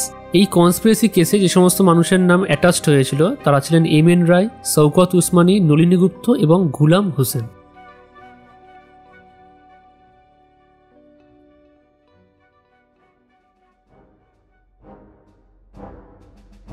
পরবর্তীকালে সেই একই বছর 1924-এ হিন্দুস্তান রিপাবলিক অ্যাসোসিয়েশনকে প্রতিষ্ঠা করা হলো এবং এই হিন্দুস্তান রিপাবলিক অ্যাসোসিয়েশন HRA-কে এস্টাবলিশ করেছিল রামপ্রসাদ বিসমিল, JC চ্যাটার্জি, শচীন সান্যাল কানপুরে। মনে রাখবেন রামপ্রসাদ বিসমিলের লেখা একটি বিখ্যাত কবিতা হচ্ছে মণিপুরী কি প্রতিজ্ঞা। এবং আরও মনে রাখবেন এই একই বছর অর্থাৎ 1924 সালে KP কেশবের নেতৃত্বে ভাইকম সত্যাগ্রহ শুরু হয়েছিল। দেখুন রিসেন্টলি 2023 সালে যে WBCS হয়ে গেল সেখানে কিন্তু প্রিলিমসে এই ভাইকম সত্যাগ্রহ সম্পর্কে কিন্তু কোশ্চেন এসেছিল যে ভাইকম সত্যাগ্রহের কনটেক্সট কী ছিল। তা সেই জন্যই আমি ভাইকম সত্যাগ্রহটা একটু ডিটেলস আপনাদেরকে বুঝিয়ে দিচ্ছি। তৎকালীন সময়ে প্রিন্সলি স্টেট অফ ত্রাভাঙ্কোরে ফিউডাল মিলিটারিস্টিক শাসন চলছে এবং এই শাসন ব্যবস্থায় বিভিন্ন ধর্মীয় মন্দিরগুলোতে ইজাভাস, পুলায়াসের মতো লোয়ার কাস্টের মানুষদেরকে ঢুকতে দেওয়া হতো না। শুধু তাই নয়, মন্দির সংলগ্ন পথ দিয়ে পর্যন্ত হাঁটতে দেওয়া হতো না। মনে করা হতো এই নিম্নবর্ণের মানুষেরা মন্দিরের পবিত্রতাকে নষ্ট করে দেয়। এরকম সামাজিক ব্যাধির বিরুদ্ধে 1924 সালে K. কেলাপ্পান, যাকে কেরালিয়ান গান্ধী বলেও আমরা জেনে থাকি, তিনি একটি সত্যাগ্রহের ডাক দেন। এবং এই সত্যাগ্রহ শুরু হয়েছিল কেরালার ভাইকম মহাদেবের মন্দির থেকে। সেজন্যই এই সত্যাগ্রহের নাম ভাইকম সত্যাগ্রহ, কারণ এটি শুরু হয়েছিল ভাইকম মহাদেবের মন্দির থেকে। এছাড়াও মনে রাখবেন এই ভাইকম আন্দোলন 1924-এ শুরু হয় এবং 1925 সালে মহাত্মা গান্ধী এই আন্দোলনে যোগ দেন এবং গান্ধীজি ও ত্রাভাঙ্কুরের তৎকালীন পুলিশ কমিশনার WH পিটের মধ্যে একটি সমঝোতার মাধ্যমে এই ভাইকম টেম্পল এন্ট্রি মুভমেন্টকে উইথড্র করা হয়েছিল। এই ভাইকম মুভমেন্টের আউটকাম হিসেবে 1936-এ এসেছিল টেম্পল এন্ট্রি প্রোক্লামেশন, যেখানে সমাজের ব্যাকওয়ার্ড ক্লাসের ওপর মন্দির প্রবেশের ব্যাপারে যে নিষেধাজ্ঞা ছিল তা অ্যাবলিশ করা হয়েছিল।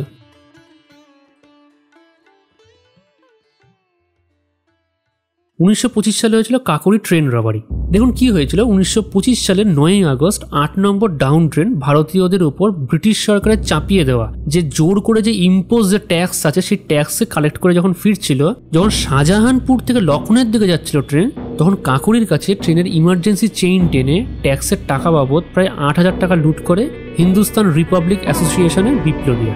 এই পুরো ঘটনাটির মেন দুজন মাস্টার মাইন্ড ছিলেন আশফাকুল্লাহ খান এবং রামপ্রসাদ বিসমিল, অর্থাৎ সেই রামপ্রসাদ বিসমিল যিনি 1924 সালে হিন্দুস্তান রিপাবলিক অ্যাসোসিয়েশনকে তিনি কানপুরে প্রতিষ্ঠা করেছিলেন। মনে রাখবেন এই কাকোরি কনস্পিরেসি কেস ইনিশিয়েট হয়েছিল ট্রেন থেকে শুধু টাকা লুট হওয়ার জন্যই নয়, এই পুরো ঘটনার সময় বিপ্লবীদের সাথে ট্রেনে থাকা ব্রিটিশ পুলিশ অফিসারদের মধ্যে গোলাগুলি চলে এবং সেখানেই প্রাণ হারায় আহমেদ আলী নামে একজন যাত্রী। আর সেজন্যই ব্রিটিশ সরকার তৎকালীনকালে ম্যানস্লটারের আন্ডারে কিন্তু এই কাকোরি কনস্পিরেসি কেসকে ক্লাসিফাইড করেছিল। এবং কাকোরি ইনসিডেন্টের 1 বছর পরে অর্থাৎ 1926 সালে ভগৎ সিং প্রতিষ্ঠা করে পাঞ্জাব নজওয়ান ভারত সভা। এরপরে আমরা দেখে নেব 1924-28 অর্থাৎ এই 4 বছরের মধ্যে ভারতবর্ষের বুকে কাস্ট মুভমেন্ট প্রচুর পরিমাণে কিন্তু সংগঠিত হয়েছিল। এই কাস্ট মুভমেন্ট অর্থাৎ যে ভাইকম সত্যাগ্রহ বললাম, যে নিম্নবর্ণের মানুষের উপর যে সে সময় যে বিভিন্ন জোর জুলুম করা হতো তার বিরুদ্ধে রুখে দাঁড়ানোর যে মুভমেন্টগুলি।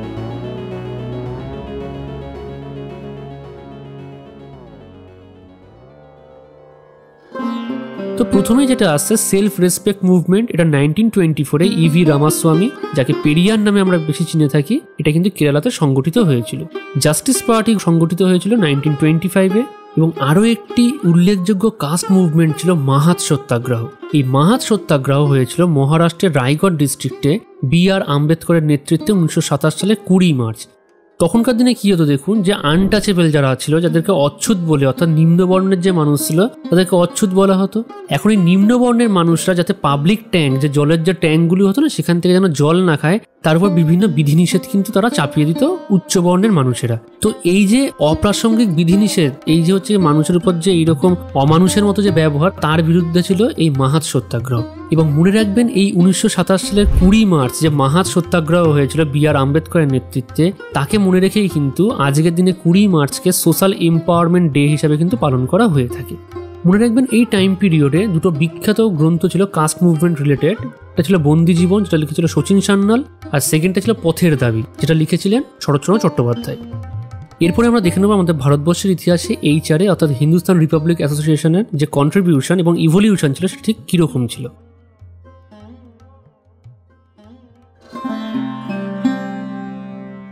দেখুন, ভারতবর্ষে 1909 সালে গভর্নমেন্ট অফ ইন্ডিয়া অ্যাক্ট 909 এসেছিল। তার 10 বছর পরে 1919 সালে গভর্নমেন্ট অফ ইন্ডিয়া অ্যাক্ট 1919 এলো এবং তারও 10 বছর পরে অর্থাৎ 1929-এর ঠিক 1 বছর আগে অর্থাৎ 1928-এ সাইমন কমিশনকে ইন্ডিয়াতে পাঠানো হলো। কিসের জন্য? যে গভর্নমেন্ট অফ ইন্ডিয়া অ্যাক্ট 1919 আমাদের ভারতবর্ষে ঠিক কতটা ইম্প্যাক্ট করতে পারলো, অর্থাৎ তার অ্যাসেসমেন্টের জন্য। আর এই সাইমন কমিশন যেই মুহূর্তে ইন্ডিয়াতে মাটিতে পা রাখলো, আমাদের সারা ভারতবর্ষ জুড়ে প্রচুর অ্যান্টি সাইমন কমিশন প্রোটেস্ট শুরু হলো।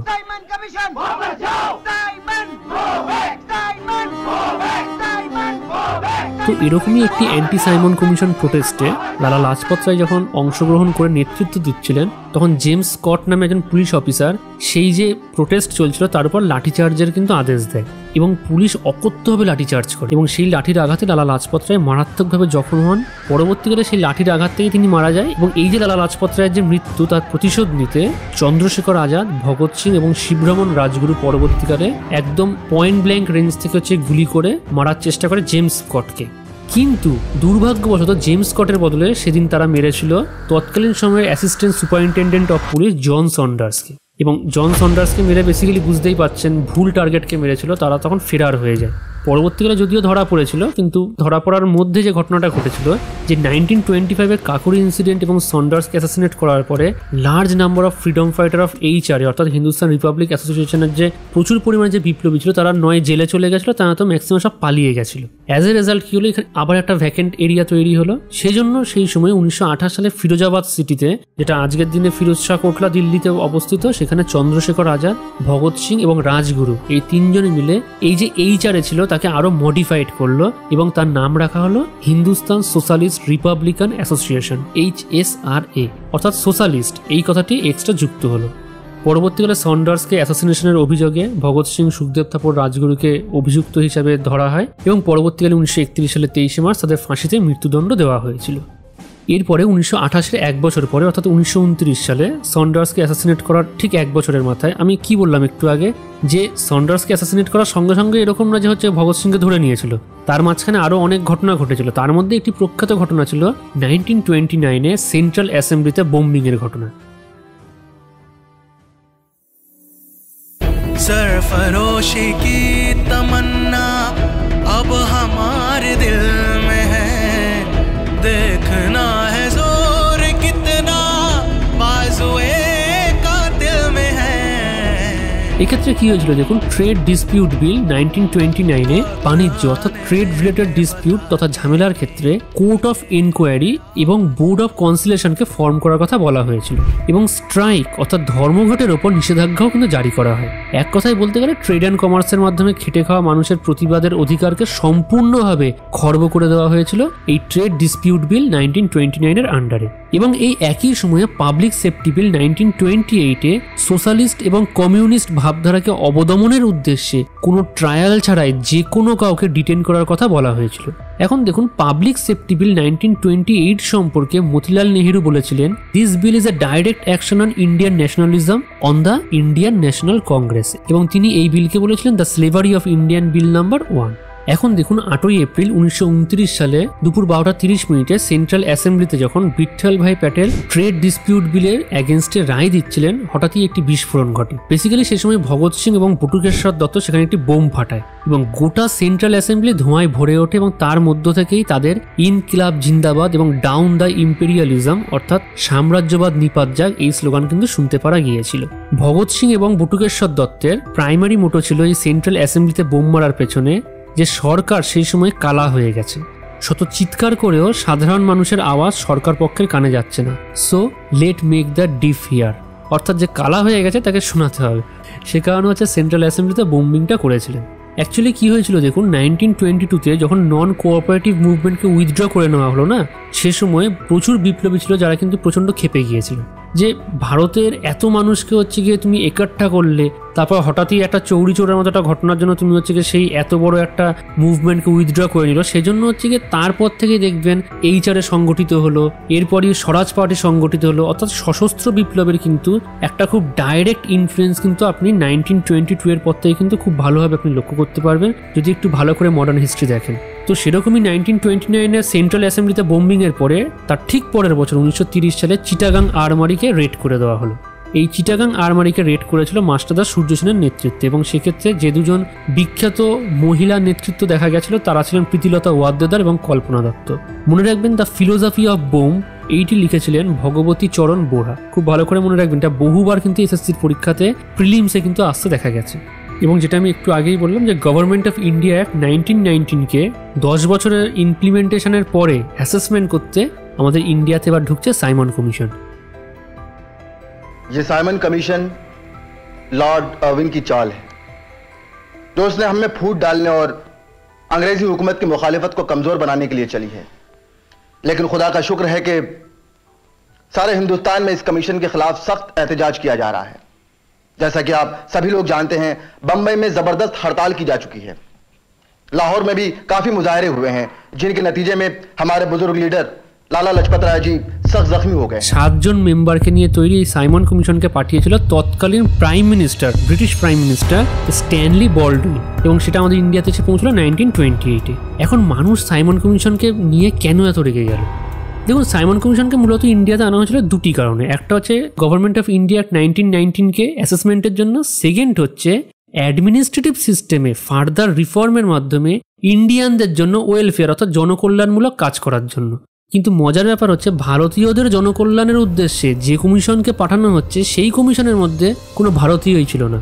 অর্থাৎ ব্যাপারটা সেরকম হলো, তাই না, যে আপনার বাড়িতে আপনার বিয়ে হচ্ছে, এদিকে হচ্ছে গিয়ে যে কমিশন তৈরি হচ্ছে, যে বাড়ির যারা এই বিয়ের ব্যাপারে হচ্ছে যারা হচ্ছে গিয়ে বিভিন্ন ডিসিশন নিচ্ছে, সেই ডিসিশন মেকিং বডির মধ্যে আপনাকেই ডাকা হলো না। এদিকে টাকা আপনার, বিয়ে আপনার, বাট ডাকা হচ্ছে না আপনাকে। তো সেরকমই ছিল ধরে নিন সাইমন কমিশন, ভারতীয়দের জন্যই সাইমন কমিশনকে পাঠানো হচ্ছে, এদিকে সেই সাইমন কমিশনের বডির মধ্যে কোনো ভারতীয়ই নেই। তো জোকস অ্যাপার্ট, সাইমন কমিশন কিন্তু একটা খুব ভালো রিকমেন্ডেশন এক্ষেত্রে দিয়েছিল। দেখুন, প্রিভিয়াসলি মন্টেগু চেমসফোর্ড রিফর্মস 1919 বা যেটাকে বলা হয় গভর্নমেন্ট অফ ইন্ডিয়া অ্যাক্ট 1919, সেখানে আমরা দেখেছিলাম যে ডায়ার্কি সিস্টেমকে কিন্তু প্রভিন্সে কিন্তু লাগু করা হয়েছিল, যেখানে বেসিক্যালি কি করা হয়েছিল যে প্রভিন্সিয়াল রোলকে রিজার্ভ এবং ট্রান্সফার এই দুটো ক্যাটাগরিতে কিন্তু ভাগ করে দেওয়া হয়েছিল। সেই ডায়ার্কিকে অ্যাবলিশমেন্টের রিকমেন্ডেশন কিন্তু এই সাইমন কমিশন দিয়েছিল। তো এখন সাইমন কমিশনের রিপোর্ট নিয়ে যখন আমাদের ইন্ডিয়াতে এত জলঘোলা চলছে, তখন বার্কেনহেড চ্যালেঞ্জ করলো ইন্ডিয়ানদের যে তোমাদের যদি সাইমন কমিশনের রিপোর্ট নিয়ে যদি হচ্ছে প্রবলেম থাকে, তাহলে তোমরা একটা হচ্ছে গিয়ে রিপোর্ট আমাদেরকে হচ্ছে গিয়ে প্রস্তুত করে দাও, আমরা সেটা দেখছি, সেটাকে আমরা স্ক্রুটিনি করছি। So, in response to the Birkenhead challenge, Congress drafted their own demands and presented the Nehru report. অর্থাৎ এই যে চ্যালেঞ্জটা দিল না কংগ্রেস, কিন্তু এই চ্যালেঞ্জটা কিন্তু একদম হেলায় ফেলায় নিল না। 1928 সালের 28 আগস্ট কংগ্রেস কিন্তু মতিলাল নেহেরুর নেতৃত্বে একটি রিপোর্ট তৈরি করলেন, যার নাম হচ্ছে গিয়ে নেহেরু রিপোর্ট। এবং 1928 সালের 28 আগস্ট কংগ্রেস তার নিজস্ব ডিমান্ডকে হচ্ছে গিয়ে সেই যে রিপোর্ট আছে তার মধ্যে ড্রাফটিং করে সেটাকে সাবমিট করলো। এখন যেই মুহূর্তে কংগ্রেস থেকে নেহেরু রিপোর্টকে জমা দেওয়া হলো, তখন জিন্না কি করে বসে থাকে? জিন্নাকেও তো কিছু একটা করতে হবে। সে তার নিজের এজেন্ডা মতো নিজের প্রোপাগান্ডা বেসড একটা রিপোর্ট তৈরি করলো, যেটাকে বলা হয় 14 পয়েন্টস অফ জিন্না, যেখানে হচ্ছে জিন্না বেসিক্যালি নিজের মতো করে 14খানা হচ্ছে পয়েন্ট লিখে জমা দিল ব্রিটিশ সরকারের কাছে। এবার দেখুন 1928-এর সাইমন কমিশনের পরে এলো 1929, অর্থাৎ ঠিক এক বছর পরে। দেখুন আমাদের কিন্তু পুরো ভিডিওটা আপনারা বুঝতে পারছেন যে এক বছর করে এগোচ্ছে, পুরো ক্রোনোলজিক্যাল অর্ডারে কিন্তু এগোচ্ছে। 1928-এ সাইমন কমিশন এলো, সাইমন কমিশন রিপোর্ট দিল। সেই রিপোর্টে হচ্ছে গিয়ে যখন সবাই রেগে গেল, তখন বার্কেনহেড চ্যালেঞ্জ জানালো, কংগ্রেস হচ্ছে নেহেরু রিপোর্টকে সাবমিট করলো, এবং ঠিক তার পরের বছর 1929-এ আরউইন ডিক্লারেশন প্রেজেন্ট হলো।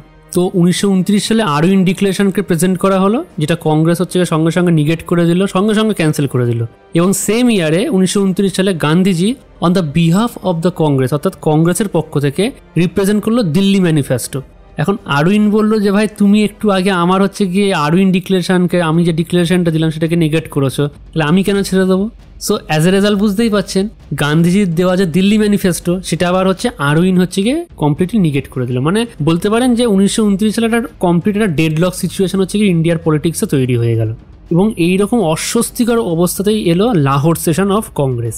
এই 1929 সালের লাহোর সেশনের আগে অবধি কংগ্রেস বলতো যে ভারতবর্ষের এই মুহূর্তে ডোমিনিয়ন স্ট্যাটাস দরকার, কিন্তু 1929 সালের লাহোর সেশনের পরে কংগ্রেস বলল যে ভাই অনেক হয়েছে, আর আমাদের হচ্ছে ডোমিনিয়ন স্ট্যাটাস না, এবার আমাদের পূর্ণ স্বরাজ দরকার, সব ডোমিনিয়ন স্ট্যাটাসে আর আমাদের কাজ চলবে না। 3 নম্বর যে পয়েন্টটা মনে রাখবেন যে সিভিল ডিসোবিডিয়েন্স মুভমেন্ট অর্থাৎ আইন অমান্য আন্দোলন কিন্তু এই লাহোর সেশন থেকেই কিন্তু লঞ্চ হলো।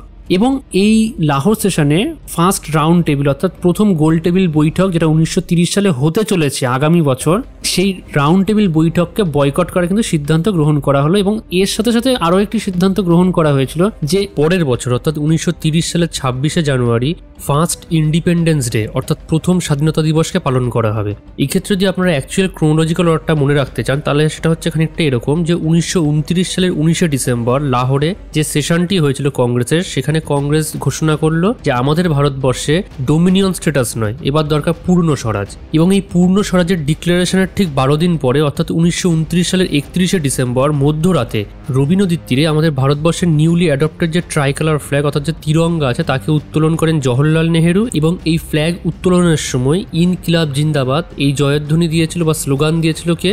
মৌলানা হসরত মোহানি। এবং এর ঠিক পরের বছর অর্থাৎ 1930 সালে লাহোর সেশনে যা প্রমিস করা হয়েছিল সেই অনুসারে 26শে জানুয়ারি দিনটিকে ভারতবর্ষের বুকে প্রথম ইন্ডিপেন্ডেন্স ডে বা স্বরাজ্য দিবস হিসেবে পালন করা হয়। এবং মনে রাখবেন এই দিনটিকে আজও মনে করে কিন্তু প্রজাতন্ত্র দিবসে কিন্তু পালন করা হয় 26 জানুয়ারি। Within weeks, Gandhi moved into action with his historic Salt March.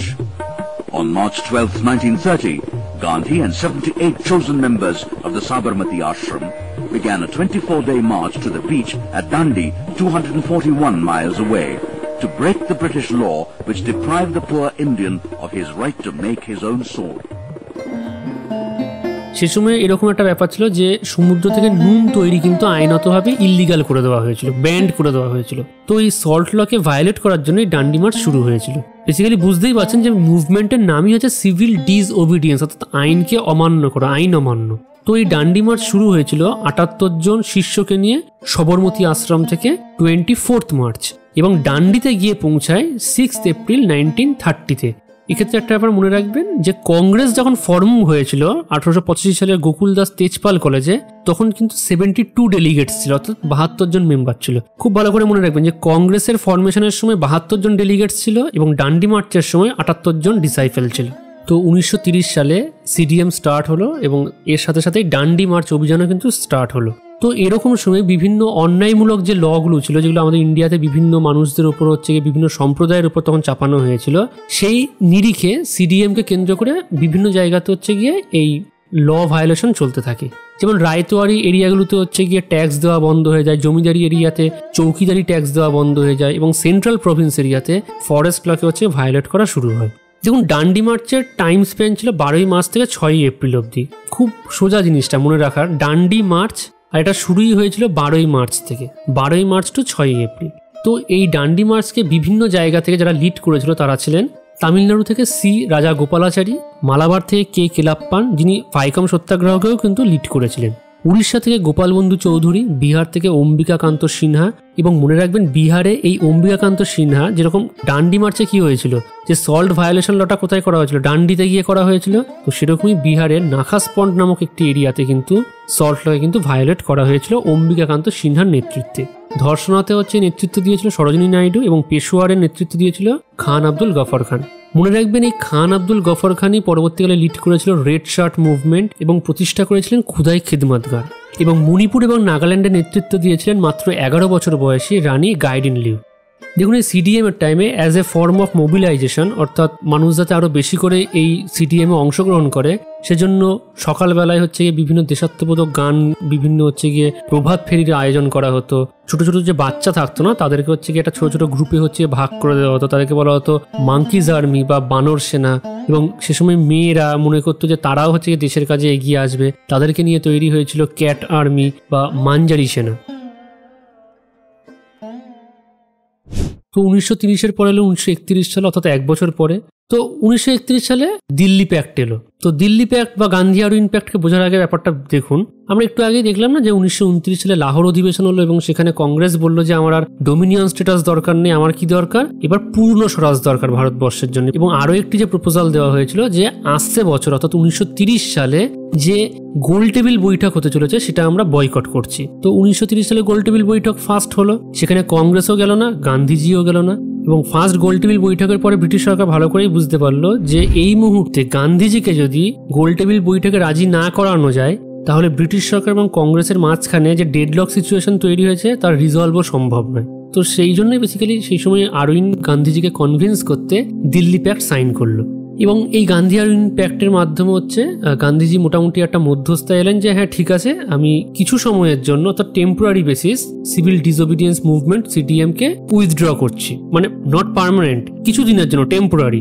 এবং গান্ধীজিকে আরউইন বলল যে আপনি আসুন সেকেন্ড গোল টেবিল বৈঠকে। তো বেসিক্যালি 1931-এর গোল টেবিল বৈঠকে আমরা দেখতে পাবো যে গান্ধীজি গেছিল।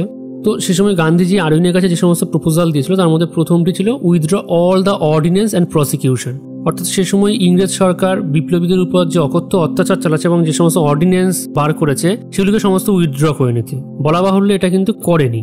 সেকেন্ড হচ্ছে release all the political prisoner. Political prisoner না, এই কথাটার মধ্যে একটা খুব বড় একটা ডিপ্লোম্যাটিক একটা টার্মিনোলজি লুকিয়ে আছে। আপনাদের হয়তো মনে হতে পারে যে দিল্লি প্যাক্ট 1931-এ যখন হচ্ছে সেই বছরই যদি গান্ধী যদি ডিমান্ড যদি আরউইন মেনে নেয়, তাহলে সেই বছরই তাহলে কি করে হচ্ছে ভগৎ সিং এর ফাঁসি হলো। অ্যাকচুয়ালি দেখুন, এক্ষেত্রে পলিটিক্যাল প্রিজনার বলতে সেই সমস্ত প্রিজনারকে বোঝানো হয়েছে যারা সেই সময়ে দাঁড়িয়ে হিংসার পথকে গ্রহণ না করে, অর্থাৎ সশস্ত্র বিপ্লব তথা আর্মড রেভলিউশনের পথকে গ্রহণ না করে নিরস্ত্রভাবে ব্রিটিশ সরকারের বিরুদ্ধে বিরোধকালে যদি তাদেরকে ডিটেন করা হয়ে থাকে বা যদি তাদেরকে জেলে বন্দি করে দেওয়া হয়ে থাকে, সেই সমস্ত প্রিজনার বা বন্দীদেরকেই কিন্তু একমাত্র এখানে পলিটিক্যাল প্রিজনার বলে গণ্য করা হবে। কিন্তু যেহেতু ভগৎ সিং বা সুখদেব থাপা, রাজগুরু ইনারা সে সময় সশস্ত্র বিপ্লবের স্বপ্ন দেখেছিল, তো সেই সময় দাঁড়িয়ে না সশস্ত্র বিপ্লবকে অ্যাজ এ টেরোরিজম হিসেবে ট্রিট করা হতো। সেই জন্যই কিন্তু এই পলিটিক্যাল প্রিজনারদের রিলিজের ব্যাপারে কিন্তু কথা হলেও ভগৎ সিং, সুখদেব থাপার ইনাদের কিন্তু মুক্তি দেওয়া হয়নি। Third restore the confiscated properties of the সত্যাগ্রহে, তো যে সমস্ত মানুষেরা সত্যাগ্রহে অংশগ্রহণ করেছিল তাদের যে পরিমাণ প্রপার্টিকে কনফিসকেট করা হয়েছিল, বাজেয়াপ্ত করা হয়েছিল, তাতে সেটা ফিরিয়ে দেওয়া হোক।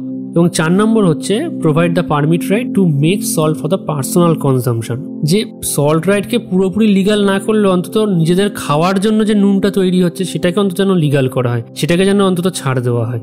এবং দেখুন সেই একই বছর অর্থাৎ 1931-এ করাচিতে কংগ্রেসের অধিবেশন বসলো এবং এই করাচি অধিবেশন আন্ডার সর্দার বল্লভভাই প্যাটেল গান্ধী আরউইনের যে প্যাক্টটি হলো, যে দিল্লি প্যাক্ট যেটা হলো, সেটাকে আরো বেশি করে এন্ডোর্সড করা হয়েছিল মানুষের মধ্যে। অর্থাৎ এই ব্যাপারে গান্ধীজি কেন আরউইনের সাথে প্যাক্ট করলো এর ডিটেলিং নিয়ে মানুষকে বোঝানোর চেষ্টা, কনভিন্স করার চেষ্টা করা। কারণ হঠাৎ করে গান্ধী যখন আরউইনের সাথে যখন প্যাক্ট করলো, মানুষের মনে হলো যে এটা কি হলো, যে সুখদেব থাপার, রাজগুরু, ভগৎ সিং সবাই ফাঁসি হয়ে গেল, আর সেখানে গান্ধীজি আরউইনের সাথে প্যাক্ট করছে। অর্থাৎ মানুষের মধ্যে না সেই সময় কংগ্রেস রিলেটেড ব্যাপারে একটা বিরূপ মেন্টালিটি তৈরি হচ্ছে। তো বুঝতেই পারছেন এরকম সময়ে গান্ধী আরউইন প্যাক্ট সম্পর্কে যে পজিটিভ আউটকাম হতে পারে সেটাকে আরো বেশি করে এন্ডোর্সড করা হলো মানুষের মধ্যে। এবং এই করাচি অধিবেশনে কংগ্রেসের যে অবজেক্টিভ ডোমিনিয়ন স্ট্যাটাস থেকে বদলে পূর্ণ স্বরাজ হয়েছে সেটাকে আরো একবার রিইটারেটেড করা হলো, অর্থাৎ পুনরাবৃত্তি করানো হলো। এবং এই সময় মনে রাখবেন করাচি সেশনে কিন্তু দুটো খুব ইম্পর্টেন্ট সাবজেক্ট নিয়ে আলোচনা করা হয়েছিল। প্রথমটি ছিল ফান্ডামেন্টাল রাইট এবং সেকেন্ডটি ন্যাশনাল ইকোনমিক পলিসি। তো এবার আমরা দেখে নেব রাউন্ড টেবিল কনফারেন্স সম্পর্কে কিছু তথ্য। প্রথম রাউন্ড টেবিল কনফারেন্স হয়েছিল 1930-তে, সেকেন্ড রাউন্ড টেবিল কনফারেন্স হয়েছিল 1931-এ এবং অনলি এই রাউন্ড টেবিল কনফারেন্সেই কংগ্রেস এবং গান্ধীজি জয়েন করেছিল। কিন্তু সেকেন্ড রাউন্ড টেবিল কনফারেন্সের যে আউটকাম এসেছিল সেই ব্যাপারে গান্ধীজি কোনো স্যাটিসফ্যাকশন পায়নি এবং তিনি বলেছিলেন না যে সিডিএমকে টেম্পোরারি সময়ের জন্য বন্ধ করা হচ্ছে, তিনি আবার সিডিএমকে রিজিউম করে এবং রিজিউম করার সঙ্গে সঙ্গে ব্রিটিশ গভর্নমেন্ট কি করলো, গান্ধীজিকে জারবেদা জেলে পাঠিয়ে দিল। থার্ড রাউন্ড টেবিল কনফারেন্স হয়েছিল 1932-তে এবং মনে রাখবেন B.R. আম্বেদকর ছিলেন এমন একজন মানুষ যিনি এই প্রত্যেকটি 3টি রাউন্ড টেবিল কনফারেন্সেই কিন্তু অংশগ্রহণ করেছিলেন। 1932 সালে as a outcome of second round table conference Ramsay McDonald তৎকালীন সময়ে ব্রিটিশ প্রাইম মিনিস্টার ছিলেন, তিনি সেপারেট ইলেক্টোরেট দিল ডিপ্রেস ক্লাসদের জন্য। এবং এই ডিপ্রেসড ক্লাসদের যেই মুহূর্তে সেপারেট ইলেক্টোরেট দিয়ে দিল সেই মুহূর্তে গান্ধীজি আমৃত্যু অনশনে বসলো এবং পরবর্তীকালে এই আমৃত্যু অনশনকে ভাঙাতেই গান্ধীজি এবং B.R. আম্বেদকরের মধ্যে জারবেদা জেলে পুনা প্যাক্ট সাইন হয়েছিল। দেখুন এই যে টাইম পিরিয়ডটা চলছিল তখন কিন্তু গান্ধীজি আর B.R. আম্বেদকরের মধ্যে একটা কনফ্লিক্ট কিন্তু দেখা গেল আইডিওলজিক্যাল দিক থেকে। অ্যাকচুয়ালি কি বলুন তো, গান্ধীজি ছিল একজন ইউটোপিয়ান মানুষ। তার মতে যে প্রত্যেকটা মানুষ খুব ভালো হবে, মানুষকে সুযোগ দেওয়া, একদিন বদলে যাবে, একদিন এই করবে, একদিন সেই করবে, একটা আইডিয়াল স্টেটে উনি বিলং করতেন। কিন্তু বাস্তবটা ছিল একটু অন্য। ভারতবর্ষে সেই সময় সব থেকে বেশি যেটা দরকার সেটা ভারতে পিছিয়ে পড়া মানুষ, যে ডিপ্রেসড ক্লাস আছে, তাদেরকেও এই যে স্বাধীনতার যে গণজোয়ার, এই জোয়ারে অংশগ্রহণ করানো। আর সেজন্যই বাস্তব চিত্রের উপর ডিপেন্ড করেই কিন্তু B.R. আম্বেদকর বলেছে যে ডিপ্রেসড ক্লাসদের জন্য সেপারেট ইলেক্টোরেট দেওয়া হোক, যেটা বেসিক্যালি গান্ধীজি ভয়ঙ্করভাবে অপোজ করেছিল। তো গান্ধীজি পুনা প্যাক্টের পরে অ্যাকচুয়ালি পলিটিক্স থেকে একটু সরে গেছিল। তার তখন মনে হয়েছিল যে ডিপ্রেসড ক্লাসের জন্য আমি কিছু করব। সেজন্য সে সময় হরিজন সেবক সভা তৈরি করেছিল, হরিজন উইকলি বলে একটি পত্রিকা প্রকাশ করা শুরু করেন। এবং মনে রাখবেন সেই একই সময়ে B.R. আম্বেদকর ডিপ্রেসড ক্লাসদের জন্য বহিষ্কৃত হিতকারিণী সভা 1924 সালে এবং 1942 সালে অল ইন্ডিয়া শিডিউল কাস্ট ফেডারেশনকে তিনি প্রতিষ্ঠা করেছিলেন। এরপরে চলে আসছে গভর্নমেন্ট অফ ইন্ডিয়া অ্যাক্ট 1935। দেখুন গভর্নমেন্ট অফ ইন্ডিয়া অ্যাক্ট 1935কে বোঝার আগে প্রিভিয়াস যে দুটো গভর্নমেন্ট অফ ইন্ডিয়া অ্যাক্ট ছিল সে দুটোকে আরেকটু ঝালিয়ে নেওয়া যাক। তো প্রথমে আসছে মলেমেন্টো রিফর্ম 1909, যেটাকে GOI অ্যাক্ট 1909 বলা হয়। এক্ষেত্রে প্রথম সেপারেট ইলেক্টোরেট প্রদান করা হলো মুসলিমদের জন্য। বেসিক্যালি সেজন্যই মলেমেন্টোকে আমরা একটু আগে দেখেছিলাম যে বলা হয়েছিল যে father of the Indian communalism. তো মলেমেন্টো 1909-এ আনা হলো কি, যে মুসলিমদের জন্য সেপারেট ইলেক্টোরেটের ব্যবস্থা। তারপর 10 বছর কেটে গেল, 1919 সালে এলো মন্টেগু চেমসফোর্ড রিফর্ম 1919। এই 1919 গভর্নমেন্ট অফ ইন্ডিয়া অ্যাক্ট অনুসারে যে সেপারেট ইলেক্টোরেটের যে রেঞ্জটা ছিল সেটাকে আরো এক্সটেন্ড করা হলো। আগে খালি মুসলিমদের দেওয়া হচ্ছিল, এবার অ্যাংলো ইন্ডিয়ান, ক্রিশ্চিয়ান এবং ওমেনদের দেওয়া হলো। এবং তার সাথে সাথে প্রভিন্সের ডায়ার্কি সিস্টেমকে ইন্ট্রোডিউস করা হলো, অর্থাৎ প্রভিন্সিয়াল যে রোলটা আছে সেটাকে রিজার্ভ এবং ট্রান্সফার্ড ক্যাটাগরিতে ভাগ করে দেওয়া হলো এবং সেন্টারে বাইক্যামেরালিজমকে হচ্ছে গিয়ে ইন্ট্রোডিউস করা হলো। এবার দেখুন 1909 গেল, 1919 গেল, তাহলে 1929 হওয়ার কথা ছিল, কিন্তু 1928 তো জানেনই যে সাইমন কমিশন আসার ফলে ভীষণ হল্লা চিল্লা হলো, তো এর ফলে হচ্ছে সেটা পিছিয়ে চলে এলো 1935-এ। এখন 1935-এ যখন গভর্নমেন্ট অফ ইন্ডিয়া অ্যাক্ট 1935 যখন ইমপ্লিমেন্ট করা হলো, সেখানে প্রথমত বলা হলো কি অল ইন্ডিয়া ফেডারেশন সম্পর্কে, যেটা বেসিক্যালি কোনোদিন অ্যাকমপ্লিশ করা সম্ভব হয়নি, যার বাস্তবায়নই কখনো সম্ভব হয়নি।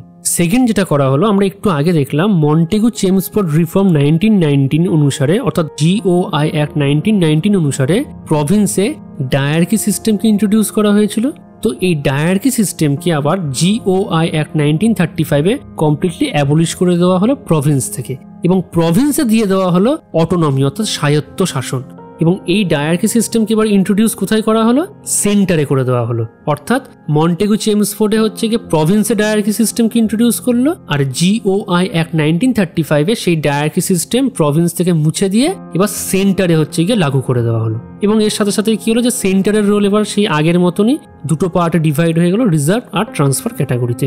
এবং আরো একটা ব্যাপার দেখুন, মন্টেগু চেমসফোর্ড রিফর্ম 1919 আমরা উপরে দেখতে পাচ্ছি কি করেছিল, বাইক্যামেরালিজমকে সেন্টারে ইন্ট্রোডিউস করেছিল। এইবারে হচ্ছে বাইক্যামেরালিজমকে প্রভিন্সেও কিন্তু ইন্ট্রোডিউস করে দেওয়া হলো। 6 আউট অফ 11 প্রভিন্স, অর্থাৎ 11টা প্রভিন্সের মধ্যে 6টা প্রভিন্সের মধ্যে এই বাইক্যামেরালিজম অর্থাৎ দ্বিকক্ষবাদকে কিন্তু ইন্ট্রোডিউস করে দেওয়া হলো। তো ইতিমধ্যে ভারতবর্ষের বুকে কংগ্রেস পার্টির জনপ্রিয়তা ব্যাপকভাবে বৃদ্ধি পেতে শুরু করে, তবে Bengal, Assam, Punjab, north West frontier বাদে বাকি যে এরিয়াগুলো ছিল এবং সিন্ধ বাদে বাকি এরিয়াগুলোতে ভারতবর্ষের কংগ্রেসের কিন্তু ইনফ্লুয়েন্স তখন ব্যাপকভাবে দেখা যেতে শুরু করেছে। তো এরই মধ্যে কংগ্রেসের হরিপুরা অধিবেশন 1938 সালে হয়েছিল, যেখানে প্রিসাইড করেছিল অর্থাৎ প্রেসিডেন্ট হিসেবে নির্বাচিত হয়েছিলেন সুভাষচন্দ্র বসু।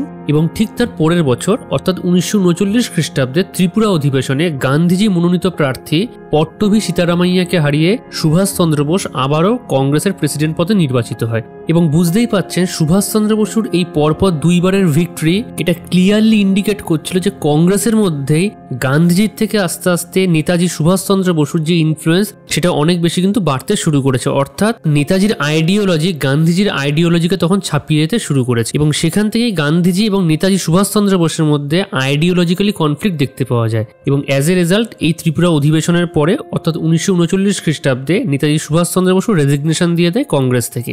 এবং রেজিগনেশন দেওয়ার পরে তিনি নিজে অল ইন্ডিয়া ফরওয়ার্ড ব্লককে তৈরি করেছিল কংগ্রেসের মধ্যে থেকেই।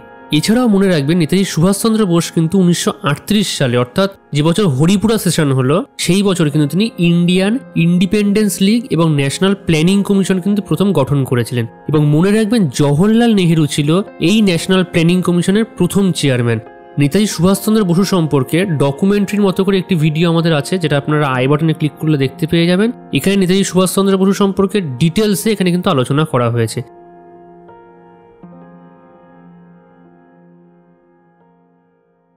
With treacherous assault, Germany declares war on Soviet Russia. Even before Hitler's proclamation had been spoken, Nazi bombers were taking toll of hundreds of innocents and untold numbers of homes and buildings. Moscow in 3 weeks was Hitler's promise to his then weary people, but he did not know the Russians. এর মধ্যে 1939-এ বুঝতেই পাচ্ছেন সারা ওয়ার্ল্ডের বুকে second world war initiate হয়ে গেছে। আর এই second world ওয়ারে ব্রিটেনের সহযোদ্ধা হিসেবে অর্থাৎ as a behalf of Britain ইন্ডিয়ার সমস্ত পলিটিশিয়ানদের সাথে কোনো রকম কথাবার্তা না বলে, কোনো রকম পারমিশন বা কোনো রকম ডিসকাশন না গিয়ে তৎকালীন ভাইসরয় লিন লিথগো অ্যানাউন্স করে দিল যে ইন্ডিয়া এই যুদ্ধে ব্রিটেনকে সাহায্য করবে অর্থাৎ কোঅপারেট করবে। এবার লিন লিথগোয়ের এহেরন ডেয়ারিং আচরণের জন্য ব্রিটেনের বিরুদ্ধে যখন ইন্ডিয়ান পলিটিশিয়ানরা সরব হতে শুরু করলো, তখন ব্রিটেন বুঝতে পারলো যে দ্বিতীয় বিশ্বযুদ্ধে ইন্ডিয়ার সহযোগিতা পাওয়া খুবই দরকার। তাই সেই জন্য সেই সময় করলো কি যে ইন্ডিয়ার সমস্ত ইন্ডিয়ান পলিটিশিয়ানদের মোটামুটি ঠান্ডা করার জন্য আগস্ট অফার 1940-তে প্রকাশ করা হলো। আগস্ট অফার 1940-তে যেটা লিন লিথগো এনেছিল কংগ্রেসের সামনে, সেখানে বলা হয়েছিল যে কংগ্রেস এক্ষেত্রে সেকেন্ড ওয়ার্ল্ড ওয়ারের টাইমে ব্রিটেনকে হচ্ছে গিয়ে কোঅপারেট করবে এবং দ্বিতীয় বিশ্বযুদ্ধ শেষ হলে দেন কনস্টিটিউয়েন্ট অ্যাসেম্বলিকে তৈরি করা হবে যার বেশিরভাগ মেম্বার হবে ইন্ডিয়ান। একটা ব্যাপার ভালো করে মনে রাখবেন, এখানে লেখা আছে constituent assembly with mainly Indians, অর্থাৎ পুরো যে ইন্ডিয়ান থাকবে সেরকম না, হতেও পারে যে সমস্ত হয়তো যেগুলো হাই প্রোফাইল যে পোস্টগুলো আছে সেখানে আবার ব্রিটিশদের বসিয়ে দিল, এবং যেগুলো তুলনামূলকভাবে একটু লো র্যাঙ্ক যে পোস্টগুলো আছে সেখানে ইন্ডিয়ানদের দিয়ে দিল। আর এই কারণে আগস্ট অফার সে সময় কমপ্লিটলি রিজেক্ট করে দেওয়া হয় এবং সে সময় সত্যাগ্রহকে লঞ্চ করা হয় 1940-তে।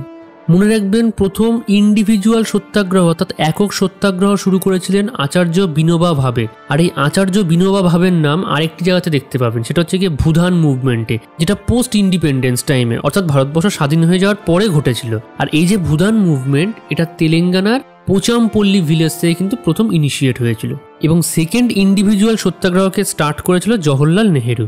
এরপরে 1939 সাল থেকে চলে আসবে 1942 সাল। With the German army only 30 miles away, Russia's army was ready to deal with the treacherous enemy. দেখুন, সেকেন্ড ওয়ার্ল্ড ওয়ার চলেছিল 1939 থেকে 1945 অবধি, আর ক্রিপস মিশন আমাদের ইন্ডিয়া ছিল 1942-তে। অর্থাৎ যখন এই সেকেন্ড ওয়ার্ল্ড ওয়ার মিড ফেজে আছে তখন ক্রিপস মিশনকে আমাদের ইন্ডিয়াতে পাঠানো হলো স্ট্যাফোর্ড ক্রিপসের আন্ডারে। এখন প্রশ্ন হচ্ছে, এই ক্রিপস মিশন কি বা এর ব্যাকগ্রাউন্ড স্টোরি কি? এখন 1940 খ্রিস্টাব্দে 20 মার্চ লাহোরে অনুষ্ঠিত মুসলিম লীগের অধিবেশনে বাংলার প্রধানমন্ত্রী আবুল কাসেম ফজলুল হক বিখ্যাত লাহোর প্রস্তাবকে উত্থাপন করে। এখানে বলা হয় যে ভারতে হিন্দু ও মুসলিম দুটি জাতি আছে, দুটি সম্প্রদায় নয়। সো জাতি হিসাবে মুসলিমদের জন্য একটি পৃথক সার্বভৌম রাষ্ট্রের দাবি এই লাহোর প্রস্তাবে করা হয়। আর সেজন্যই মনে রাখবেন, এই 1940-এর লাহোর প্রস্তাব ভীষণ ইম্পর্টেন্ট। তো এর ঠিক পরের বছর অর্থাৎ 1941 খ্রিস্টাব্দে অ্যাক্সিস পথ তথা জার্মান ইটালির সাথে জাপান এবার যুক্ত হলে ব্রিটেন, ইউএসএসআর এবং ইউএসের শক্তি জোট তথা অ্যালায়েন্স পার্টির উপর প্রেসার বাড়তে শুরু করে। তো এরকম সময়ে ভারতের কাছ থেকে যুদ্ধে সাপোর্ট পেতে স্ট্যাফোর্ড ক্রিপস ভারতে এলো, যা ক্রিপস মিশন নামে পরিচিত। এই ক্রিপস মিশনে প্রপোজিশন দেওয়া হয় যে দ্বিতীয় বিশ্বযুদ্ধের শেষে ভারতকে ডোমিনিয়ন স্ট্যাটাস দেওয়া হবে। কিন্তু এই প্রপোজিশনের সঙ্গে সঙ্গে কংগ্রেস ও মুসলিম লীগ নাকচ করে দেয়, কারণ সেই 1928 সালের মতিলাল নেহেরুর তৈরি নেহেরু রিপোর্টে উইদিন ব্রিটিশ এম্পায়ার ভারতের জন্য ডোমিনিয়ন স্ট্যাটাসের কথা বলা হয়েছিল। কিন্তু তার পরের বছরই অর্থাৎ 1929 সালে লাহোর সেশনে কংগ্রেস অবজেক্টিভ ডোমিনিয়ন স্ট্যাটাস থেকে বদলে হয়ে যায় পূর্ণ স্বরাজ। সো ক্রিপস মিশনের ডোমিনিয়ন স্ট্যাটাসের প্রপোজিশন কমপ্লিটলি রিজেক্টেড হয়ে যায় এবং এই একই বছর অর্থাৎ 1942 সালে আমাদের ভারতবর্ষে শুরু হলো কুইট ইন্ডিয়া মুভমেন্ট অর্থাৎ ভারত ছাড়ো আন্দোলন। এখন এই 1942 সালে ভারত ছাড়ো আন্দোলনের সময় ভারতবর্ষের বিভিন্ন জায়গাতে কিছু প্যারালাল গভর্নমেন্টকে সেট আপ করা হয়। যেমন তমলুকে যে প্যারালাল গভর্নমেন্টটিকে সেট আপ করা হয়েছিল তাকে বলা হতো তাম্রলিপ্ত জাতীয় সরকার। সাতারাতে যে প্যারালাল গভর্নমেন্টকে সেট আপ করা হয় তাকে বলা হতো প্রতি সরকার, এবং বালিয়াতে এই প্যারালাল গভর্নমেন্টকে লিড করেছিল চিট্টু পান্ডে। মনে রাখবেন, 1942-এর এই কুইট ইন্ডিয়া মুভমেন্ট তথা ভারত ছাড়ো আন্দোলনের সময় উষা মেহতা আন্ডারগ্রাউন্ড রেডিও সার্ভিসকে কিন্তু ব্রডকাস্ট করেছিলেন। এবং এক্ষেত্রে আরও একটা এবার মনে রাখবেন যে 1942 সালের গোয়ালিয়র ট্যাঙ্ক সেশন যেটা বোম্বাইয়ে হয়েছিল, সেখানে কিন্তু এই কুইট ইন্ডিয়া মুভমেন্টের যে প্রপোজিশন যে প্রপোজাল সেটা কিন্তু অ্যাকসেপ্ট করা হয়েছিল। এরপরে আমরা চলে আসছি 1944 সাল। India had been dragged into the war without consulting its people. The Congress Working Committee met at Wardha on the 14th of September. দেখুন, 1944 থেকে 1945-এর মধ্যে আমাদের ভারতবর্ষে বেশ কিছু ফর্মুলা প্ল্যানকে হচ্ছে গিয়ে ইনিশিয়েট করা হয়েছিল। বেসিক্যালি আমাদের ইন্ডিয়াতে কংগ্রেস এবং মুসলিম লীগের মধ্যে যে ডেডলক সিচুয়েশন তৈরি হয়েছিল, যেখানে মুসলিম লীগ চাইছে যে একটি অখণ্ড ভারত তো নয়, একটি পৃথক মুসলিম রাষ্ট্র, আর সেখানে কংগ্রেস চাইছে একটা অখণ্ড ভারত, ঠিক আছে, যেখানে সবাই হচ্ছে মিলেমিশে থাকবে। আর মুসলিম লীগ তো তার বরাবরই হচ্ছে আলাদা এজেন্ডা নিয়ে সে হচ্ছে ঘুরে বেড়াচ্ছে। এখন এরকম সময়ে C Rajagopalachari formula, Desai Liaquat pact, Wavell plan, এই বিভিন্ন হচ্ছে প্ল্যানকে ইনিশিয়েট করা হয় এবং সেগুলোর প্রত্যেকটাই হচ্ছে ফেল হয়েছিল। এই তিনটি টপিক যদি আপনি ভালো করে বোঝেন, যে CR formula, Desai Liaquat pact এবং ওয়াভেল প্ল্যান, আপনি বুঝতে পারবেন যে অ্যাকচুয়ালি আমাদের ভারতবর্ষে যে ডিলে হয়েছিল না স্বাধীনতা পেতে, এর জন্য কারা দায়ী ছিল। দেখুন, 1942 সালে ভারত ছাড়ো আন্দোলনের জন্য দেশের মধ্যে অস্থির পরিস্থিতির সৃষ্টি হলে কংগ্রেসের ম্যাক্সিমাম উপর সারির লিডারদেরকে ডিটেন করা হয়। এই সময়ে দেশের মধ্যে এই নেতৃত্ববিহীন ভ্যাকেন্ট পলিটিক্যাল স্পেসকে পূরণ করতে এগিয়ে আসেন কংগ্রেসের একজন বিশিষ্ট সদস্য রাজা গোপালাচারী। কিন্তু এখন প্রশ্ন হচ্ছে, রাজা গোপালাচারী যদি একজন কংগ্রেসের বিশিষ্ট মুখপাত্র হয়ে থাকেন, তাহলে তাকে কেন ডিটেন করা হলো না, যখন কংগ্রেসের অলমোস্ট সমস্ত লিডারকে জেলে ঢুকিয়ে দেওয়া হলো? এর কারণ হচ্ছে 1942 থেকে 2 বছর আগে অর্থাৎ 1940 সালে লাহোর প্রস্তাব রিলেটেড ম্যাটারে রাজা গোপালাচারীর সাথে কংগ্রেসের একটু মতবিরোধ হয়ে যায়। মুসলিম লীগ 1940 সালের লাহোর সেশনে প্রথম মুসলিমদের জন্য পাকিস্তান নামক একটি সেপারেট নেশনের দাবি করে। অর্থাৎ বলা যায় এই লাহোর সেশনে মুসলিম লীগ তাদের অবজেক্টিভকে বিং আ মাইনরিটি থেকে আর সেপারেট নেশনের মোটিভে অল্টার করেছিল। তারা মনে করত হিন্দু ও মুসলিম দুটি পৃথক জাতি এবং তাই তাদের জন্য দুটি পৃথক নেশনও হওয়া উচিত। এবং রাজা গোপালাচারী এই সেপারেশনকে সাপোর্টও করেন, কারণ তার মনে হয়েছিল যেভাবে মুসলিম লীগ পরের দিকে রিলিজিয়ান বেস র্যাডিক্যাল পার্টিতে পরিণত হয়েছিল, সেক্ষেত্রে ইন ফিউচার মুসলিম ও হিন্দুর পিসফুলি কোএক্সিস্টেন্সের পসিবিলিটি খুবই কম। কারণ মুসলিম লীগের তখন ব্রিটিশ সরকারের কাছ থেকে পাকিস্তান নেশনকে হাসিল করাই ছিল প্রধান লক্ষ্য। ভারতের স্বাধীনতা তখন তাদের কাছে সেকেন্ডারি ফ্যাক্টরে পরিণত হয়েছে। তাই তিনি মনে করেছিলেন যে আগে নয়তো পরে এই রিলিজিয়ান বেসড পার্টিশন ইনএভিটেবল একটি ইভেন্ট হতে চলেছে। এই জন্য তিনি কংগ্রেসকে চেয়েছিলেন যে মুসলিম লীগের সাথে পার্টিশন রিলেটেড ম্যাটারে একটা মিউচুয়াল এগ্রিমেন্টে আসুক, কিন্তু কংগ্রেস ছিল সেই সময় পার্টিশনের ঘোরতর বিরোধী, যার ফলে কংগ্রেসের সাথে তার মতবিরোধ হয়ে যায় এবং তিনি কিছুকালের জন্য কংগ্রেসের থেকে নিজের দূরত্ব বজায় রাখেন। সো এবার বুঝতেই পাচ্ছেন যে তিনি কেন কংগ্রেস পার্টিতে 1940 থেকে 1942 অব্দি অলমোস্ট ছিলেনই না, এবং 1942 সালের ভারত ছাড়ো আন্দোলনেও কিন্তু তিনি সেইভাবে কিন্তু যুক্ত ছিলেন না। আর এই জন্যই তাকে সে সময় ব্রিটিশ সরকারও ডিটেন করেনি। তো এখন লীগ আর কংগ্রেসের মধ্যে ডেডলক সিচুয়েশন তৈরি হয়েছিল বলে সেটাকে কাটাতেই 1944 সালে রাজা গোপালাচারী কিছু প্রপোজিশন নিয়ে হাজির হয় লীগের কাছে, যা সি গোপালাচারী ফর্মুলা 1944 নামে খ্যাত। এই সিআর ফর্মুলাতে বলা হয়েছিল যে লীগ কংগ্রেসের সাথে কোঅপারেট করবে এবং সেন্টারে দুটি পার্টির সহযোগিতায় প্রভিশনাল গভর্নমেন্ট তৈরি হবে। এবং দ্বিতীয় এবং সবথেকে ইম্পর্টেন্ট প্রপোজালটা ছিল যে দ্বিতীয় বিশ্বযুদ্ধ শেষ হয়ে গেলেই মুসলিম মেজরিটি সম্পন্ন নর্থ ওয়েস্ট ও নর্থ ইস্ট এরিয়া যত আছে, অর্থাৎ আজকের দিনের পাকিস্তান ও বাংলাদেশ, সেখানে সমস্ত মানুষের মধ্যে মানে এন্টায়ার পপুলেশনকে নিয়ে ভোটিং হবে এবং সেই ভোটিংয়ের উপর ডিপেন্ড করে সিদ্ধান্ত নেওয়া হবে যে সেপারেট সভরেন স্টেট পাকিস্তানকে তৈরি করা হবে নাকি হবে না। তৃতীয় প্রপোজালটা ছিল যদি ভোটিংয়ে দেখা যায় যে majority of people separate Pakistan নেশনের ফরমেশনকে চাইছে, সেক্ষেত্রে সেপারেট নেশন তৈরি হলেও ডিফেন্স, কমার্স এবং কমিউনিকেশনকে জয়েন্টলি ইন্ডিয়া ও পাকিস্তান হ্যান্ডেল করবে।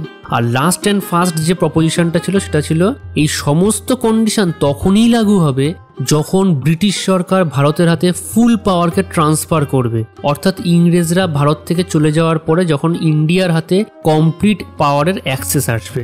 তো বলতে গেলে এই ছিল প্রথমবার যখন কংগ্রেস পাকিস্তানের ফরমেশন তথা পার্টিশনকে অফিসিয়ালি না মানলেও ইন প্রিন্সিপাল অ্যাকসেপ্ট করেছিল যে ঠিক আছে পাকিস্তান তৈরি হবে, কিন্তু সেটা ভোটিং এর মাধ্যমে। কিন্তু ঝামেলাটা পাকালো মূলত সিআর ফর্মুলার সেকেন্ড প্রপোজালটা নিয়ে।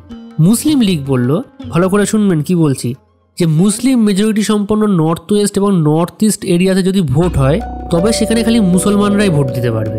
অর্থাৎ সিআর ফর্মুলার পুরো উল্টো গান এরা গাইতে শুরু করলো। সিআর ফর্মুলাতে বলা হয়েছিল যে এন্টায়ার পপুলেশনের উপর ভোটিং হবে, কিন্তু লীগ বলছে খালি মুসলিম পপুলেশনেই ভোট দেবে। কারণ মুসলিম লীগ ভালো করেই জানতো যে ইস্ট পাকিস্তানে যেরকম অনেক হিন্দু আছে, সেরকমই ওয়েস্ট পাকিস্তানের যে পাঞ্জাব রিজিয়নটা আছে না, সেখানেও কিন্তু প্রচুর শিখ মাইনরিটি এক্সিস্ট করছে। অর্থাৎ মুসলিম মেজরিটি ভোটকে ক্যাপচার করতে হলে মুসলিম ইলেক্টোরেট হওয়া ভীষণ প্রয়োজন। এবং আরও একটি ব্যাপার মনে রাখবেন যে মুসলিম লীগ কিন্তু পার্টিশন হলেও ডিফেন্স, কমার্স এবং কমিউনিকেশন কোনো কিছুতেই জয়েন্টলি হ্যান্ডেল করতে ইচ্ছুক ছিল না। তারা সম্পূর্ণভাবে একটি পৃথক মুসলিম নেশন হিসাবে পাকিস্তানকে চেয়েছিল, এবং সেটাও ইংরেজরা ভারত থেকে চলে যাওয়ার আগে। অর্থাৎ বুঝতে পারছেন যে সিআর ফর্মুলার পুরো রিভার্স হচ্ছে গিয়ে মুসলিম লীগ তখন চাইছিল। সিআর ফর্মুলা সম্পূর্ণভাবে ব্যর্থ হয়ে যায়, কারণ সিআর ফর্মুলার যে তিনটে প্রপোজাল দেওয়া হয়েছিল সেই প্রত্যেকটা প্রপোজালে রিভার্স অর্ডারে হচ্ছে গিয়ে চেয়েছিল মুসলিম লীগ। এরপরে চলে আসছি আমরা দেশাই লিয়াকত প্যাক্টে। তো দেখুন কি হলো, 1944 সালে তো সিআর ফর্মুলা ফেল হয়ে যাওয়ার পর আরও একবার কংগ্রেস ও মুসলিম লীগের মধ্যে সেটেলমেন্টের জন্য কংগ্রেসের ভুলাভাই দেশাই ও লীগের পক্ষ থেকে লিয়াকত আলী খানের মধ্যে দেশাই লিয়াকত প্যাক্টের আয়োজন করা হয়। কিন্তু বলা বাহুল্য এই প্রচেষ্টাও কিন্তু ব্যর্থ যায়। দেখুন 1945-এর দেশাই লিয়াকত প্যাক্টে বলা হয়েছিল একটি ইন্টারিম গভর্নমেন্ট অর্থাৎ টেম্পোরারি সরকারকে গঠন করা হবে, এবং সেই ক্ষেত্রে সেন্ট্রাল লেজিসলেচারে কংগ্রেস ও লীগ থেকে 50-50 সদস্যকে নমিনেট করা হবে। এছাড়াও তৎকালীন সময়ে শিখ কমিউনিটি অর্থাৎ মাইনরিটির জন্য 20% সিট রিজার্ভ থাকবে। অর্থাৎ সেন্ট্রাল লেজিসলেচার তথা পার্লামেন্টের ক্যাপাসিটি যদি হয় 100 জন, তাহলে 20% সিট রিজার্ভ করার পর বাকি 80টি সিটের মধ্যে কংগ্রেস থেকে আসবে 40 জন নমিনেটেড মেম্বার এবং লীগ থেকেও আসবে 40 জন nominated member. But Muslim league clean cut বলে দেয় যে তাদের পৃথক দেশ চায়, আর সেখানে দেশাই লিয়াকত প্যাক্টের কমন লেজিসলেচারের গল্প তো দূর দূর কি বাত। তো বেসিক্যালি দেশাই লিয়াকত প্যাক্টটা এভাবে ফেল হয়ে যায়। এরপর সেই একই বছর অর্থাৎ 1945-এর 25 জুন সিমলাতে তৎকালীন ভাইসরয় আর্চিবাল্ড ওয়াভেল, যিনি ছিলেন আমাদের ইন্ডিয়ার সেকেন্ড লাস্ট ভাইসরয়, ইন্ডিয়ার পাওয়ার ট্রান্সফার রিলেটেড ডিসপিউটকে মেটানোর জন্য সিমলাতে একটি কনফারেন্সের ডাক দেন, যেখানে তিনি কংগ্রেস, মুসলিম লীগ, হিন্দু মহাসভা, শিখ মাইনরিটির আকালি পার্টি সবাইকে আমন্ত্রণ জানান এবং সেখানে তিনি কিছু প্রপোজিশন দিয়েছিল যা ওয়াভেল পরিকল্পনা বা ওয়াভেল প্ল্যান নামে খ্যাত। তো চলুন দেখে নেওয়া যাক এই ওয়াভেল প্ল্যানের যে মেইন প্রপোজিশন আর তার কাউন্টার পার্টগুলো ঠিক কিরকম ছিল। দেখুন, প্রথমত বলা হয়েছিল যে এক্সিকিউটিভ কাউন্সিলের সমস্ত মেম্বার এবার ইন্ডিয়ান হবে, শুধুমাত্র টপমোস্ট দুটি পদ অর্থাৎ গভর্নর জেনারেল তথা ভাইসরয় এবং কমান্ডার ইন চিফ এই দুটি পদ ছাড়া এই দুটি পদে ব্রিটিশরা থাকবে আর গভর্নর জেনারেলের কাছে ভিটো পাওয়ার থাকবে। তো বেসিক্যালি কি দেওয়া হলো, সে একই ব্যাপার না যে এক্সিকিউটিভ কাউন্সিল ইন্ডিয়ানদের হাতে থাকলেও কোনো ভারতীয় নেতা যদি কোনো বিল পাস করতে যায় আর সেটা যদি ব্রিটিশ গভর্নমেন্টের পরিপন্থী হয় তো governor general instant veto power use করে বিল আটকে দেবে। এবং ওয়াভেল প্ল্যানের সেকেন্ড প্রপোজালটা ছিল যে হিন্দু মুসলিমদের ইকুয়াল রিপ্রেজেন্টেশন অর্থাৎ 50-50 রিপ্রেজেন্টেশন থাকবে এই এক্সিকিউটিভ কাউন্সিলে। আর এই এক্সিকিউটিভ কাউন্সিলে as per government of India act 1935 অনুসারে অ্যাজ অ্যান ইন্টেরিম গভর্নমেন্ট অর্থাৎ অস্থায়ী সরকার হিসেবে কাজ করবে ততদিন পর্যন্ত যতদিন না ভারতবর্ষের নিউ পার্মানেন্ট কনস্টিটিউশন তৈরি হচ্ছে। এখন এখানে আবার বেঁকে বসলো মুসলিম লীগ থেকে আলী জিন্নাহ। সে বলল হিন্দু মুসলিমদের মধ্যে থেকে 50-50 রিপ্রেজেন্টেশনের মাধ্যমে এক্সিকিউটিভ কাউন্সিলে যে মেম্বার নমিনেশনের কথা বলা হচ্ছে সেখানে ওই 50% মুসলিম যাবে ওয়ান অ্যান্ড অনলি মুসলিম লীগ থেকেই। অর্থাৎ জিন্নাহর কথা মতো এটা দাঁড়াচ্ছে যে কংগ্রেস কোনোভাবেই কোনো মুসলিম মেম্বারকে নমিনেট করতেই পারবে না। তো এরকম সময় কংগ্রেসের মুসলিম সদস্যরা বললেন মুসলিম লীগে কি একমাত্র মুসলিমদের রিপ্রেজেন্ট করে নাকি, আর আমরা কংগ্রেসের মুসলিম সদস্যরা কি বানের জালে ভেসে এসেছি? আরে আবার কংগ্রেসের মধ্যেও তো অনেক মুসলিম লিডার আছে, যেমন ধরুন বদরুদ্দিন তোয়াবজি, হাকিম আজমল খান, রহমতুল্লাহ সায়ানি, মৌলানা আজাদ। দেশের একটা বিশাল সংখ্যক মুসলিম যে সময় কংগ্রেসকে সাপোর্ট করছে। তো জিন্নাহর এরকম অ্যাবসার্ড আবদারের জন্য সেকেন্ড প্রপোজালটাও সম্পূর্ণভাবে ডিসকার্ডেড হয়ে গেল এবং থার্ড প্রপোজালটা ছিল ডিফেন্স বাদে সমস্ত পোর্টফোলিওর কন্ট্রোল থাকবে ইন্ডিয়ান মেম্বার দ্বারা পরিচালিত এক্সিকিউটিভ কাউন্সিলের হাতে। এদিকে জিন্নাহ তো আবারও সেই আগের সিআর ফর্মুলার মতো জয়েন্টলি কোনো ব্যাপারে থাকতেই নারাজ ছিল, তার তখন দরকার ওয়ান অ্যান্ড অনলি পাকিস্তান। তো এইসব কারণে ওয়াভেল পরিকল্পনা সম্পূর্ণভাবে ব্যর্থ হয়ে গেল। 1945 সালে আমাদের ভারতবর্ষে আরও একটি বিশাল বড় ঘটনা ঘটেছিল, সেটা ছিল আইএনএ ট্রায়াল। এখন আইএনএ ট্রায়াল অর্থাৎ ইন্ডিয়ান ন্যাশনাল আর্মি ট্রায়ালকে জানার আগে আমাদের জানতে হবে যে ইন্ডিয়ান ন্যাশনাল আর্মির একটু history. This is Subhash Chandra Bose speaking to Indians in East Asia.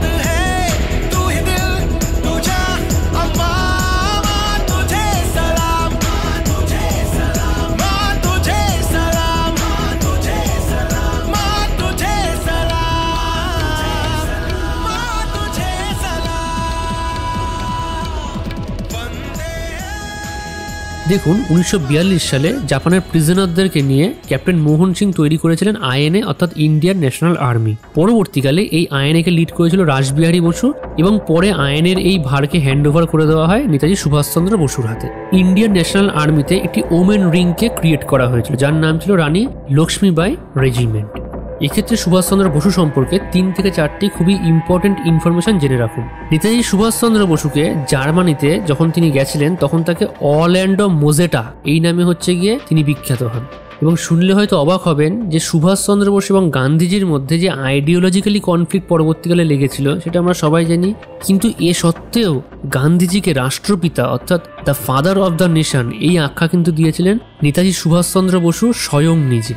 মনে রাখবেন সুভাষচন্দ্র বসুর পলিটিক্যাল গুরু ছিল চিত্তরঞ্জন দাস, এছাড়াও মনে রাখবেন নেতাজির দুটি বিখ্যাত স্লোগান ছিল দিল্লি চলো এবং তোমরা আমাকে রক্ত দাও আমি তোমাকে স্বাধীনতা দেবো, অর্থাৎ give me blood and I shall give you freedom. তো এই ব্যাপারটা মনে রাখবেন যে জয় হিন্দ যে টার্মটা আছে এটাকে কয়েন করেছিল চম্পকরামন পিল্লাই, ঠিক আছে। আর 1940-তে এটা আইএনএতে অ্যাডপ্ট করা হয়েছিল। পরবর্তীকালে আইএনএ ভেঙে পড়লে এবং দ্বিতীয় বিশ্বযুদ্ধে জাপানের পরাজয়ের পরে আইএনএ ট্রায়াল শুরু হয় দিল্লির লালকেল্লাতে। এই আইএনএ ট্রায়ালে বিভিন্ন অফিসারদের মধ্যে যে 3 জন বিশেষ অফিসারদের ট্রায়াল নিয়ে সারা ভারতবর্ষে তখন উথাল পাথাল অবস্থা তৈরি হয়েছিল, সেই 3 জন ছিল শাহ নওয়াজ খান, যিনি ছিলেন একজন মুসলিম, প্রেম সেহেগাল, যিনি ছিলেন একজন হিন্দু, এবং গুরবক্স সিং ধিলন, যিনি ছিলেন একজন শিখ। মনে রাখবেন আইএনএ ডিফেন্স কমিটিকে এস্টাবলিশ করা হয় ইন্ডিয়ান ন্যাশনাল কংগ্রেস থেকে 1945-এ।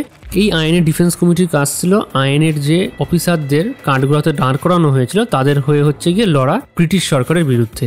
দেখুন আইএনএ ট্রায়াল নেতাজি সুভাষচন্দ্র বসু সম্পর্কে খুব ডিটেলসে নেতাজি সুভাষচন্দ্র বসুর উপর যে ডকুমেন্টারিটা আমাদের বেরিয়েছিল সেখানে কিন্তু আলোচনা করা আছে, সেটা আপনারা একবার দেখে নিতে পারেন। সেখানে একদম ডিটেলসে আপনারা এই আইএনএ ট্রায়াল, আইএনএ কী করে তৈরি হলো, আইএনএ কী করে ভেঙে পড়লো, এই সব ডিটেলসে আলোচনা করা আছে। তো এই আইএনএ ডিফেন্স কমিটিতে যে সমস্ত লয়াররা উপস্থিত ছিলেন তারা হলেন ভুলাভাই দেশাই, আসাফ আলী, জওহরলাল নেহেরু, তেজ বাহাদুর সাপ্রু, কৈলাসনাথ কাটজু এবং হরিলাল বর্মা। তো 1945 সালের পরের বছর অর্থাৎ 1946-এ আলটিমেটলি আমাদের ভারতবর্ষে স্বাধীনতা প্রদানের জন্য এলো ক্যাবিনেট মিশন, আর এই ক্যাবিনেট মিশন আলটিমেটলি সাকসেস হয়েছিল। এখন এই ক্যাবিনেট মিশন সম্পর্কে খুবই ডিটেলসে আমি আপনাদেরকে বোঝানোর চেষ্টা করব এবং এই ক্যাবিনেট মিশন সম্পর্কে কিছু এক্সট্রা তথ্য আপনাদেরকে দেবো, সেগুলো হয়তো আপনারা স্ক্রিনে দেখতে পাবেন না, কিন্তু আমি যখন পড়াচ্ছি তখন হচ্ছে আপনারা সেটা নোট করে রাখতে পারেন, ঠিক আছে। তো চলুন ক্যাবিনেট মিশনটা একটু ডিটেলসে জানা যাক।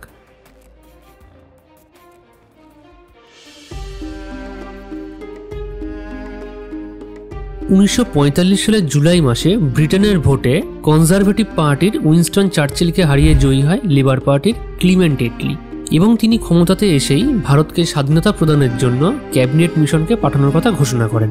কারণ ওয়ার্ল্ড ওয়ার 2 এর পর ব্রিটিশ এম্পায়ারের মধ্যে রীতিমতো মিলিটারি, ফিনান্সিয়ালি, লজিস্টিক্যালি ক্রাইসিস শুরু হয়ে যায়। ব্রিটিশ গভর্নমেন্টের পক্ষে এরকম সময়ে ঔপনিবেশিক কলোনিগুলোকে কন্ট্রোল করা ছিল নেক্সট টু ইম্পসিবল। তাছাড়াও ভারত ছাড়ো আন্দোলন, আইএনএ ট্রায়াল, জাপানের দুর্ধর্ষ অ্যাটাক সব মিলিয়ে ব্রিটিশ গভর্নমেন্ট বুঝে গিয়েছিল যে ভারত থেকে লোটা কম্বল গোটানোর সময় তাদের এসে গিয়েছে।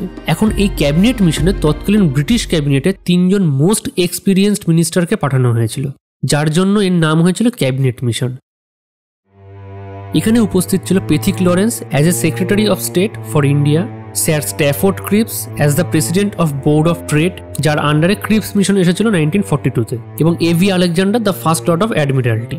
ক্যাবিনেট মিশনের প্রধান অবজেক্টিভ ছিল তৎকালীন ভারতের মধ্যে প্রমিনেন্ট 2 পলিটিক্যাল পার্টি অর্থাৎ কংগ্রেস এবং মুসলিম লীগের মধ্যে ইন্ডিয়ার কনস্টিটিউশন ফরমেশনের ব্যাপারে একটা ফাইনাল মধ্যস্থতা করা।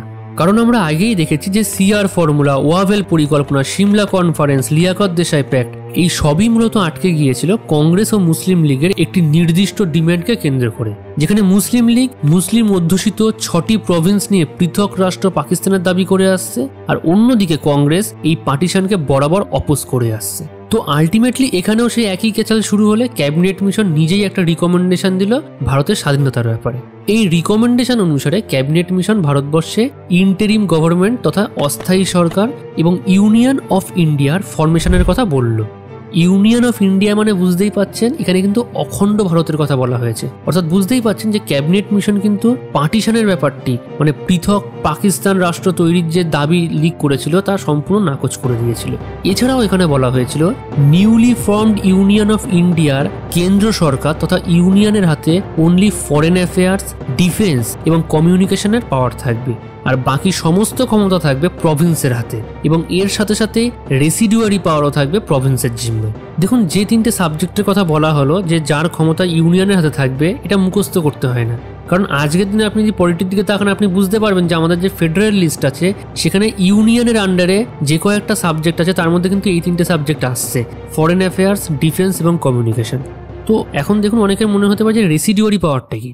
দেখুন রেসিডুয়ারি পাওয়ার বলতে ফেডারেল লিস্টের আন্ডারে ইউনিয়ন এবং স্টেট লিস্টের এখতিয়ারের বাইরে যেসব সাবজেক্ট আসছে, যেমন ধরুন আজকের দিনে দাঁড়িয়ে e commerce, computer software, information technology, space technology এসবই কিন্তু রেসিডুয়ারি সাবজেক্টের আন্ডারে চলে আসে। অর্থাৎ বুঝতেই পারছেন ক্যাবিনেট মিশনের এই প্রপোজিশন অনুসারে কেন্দ্র থেকে রাজ্য অনেক বেশি কিন্তু পাওয়ারফুল হয়ে যাচ্ছে।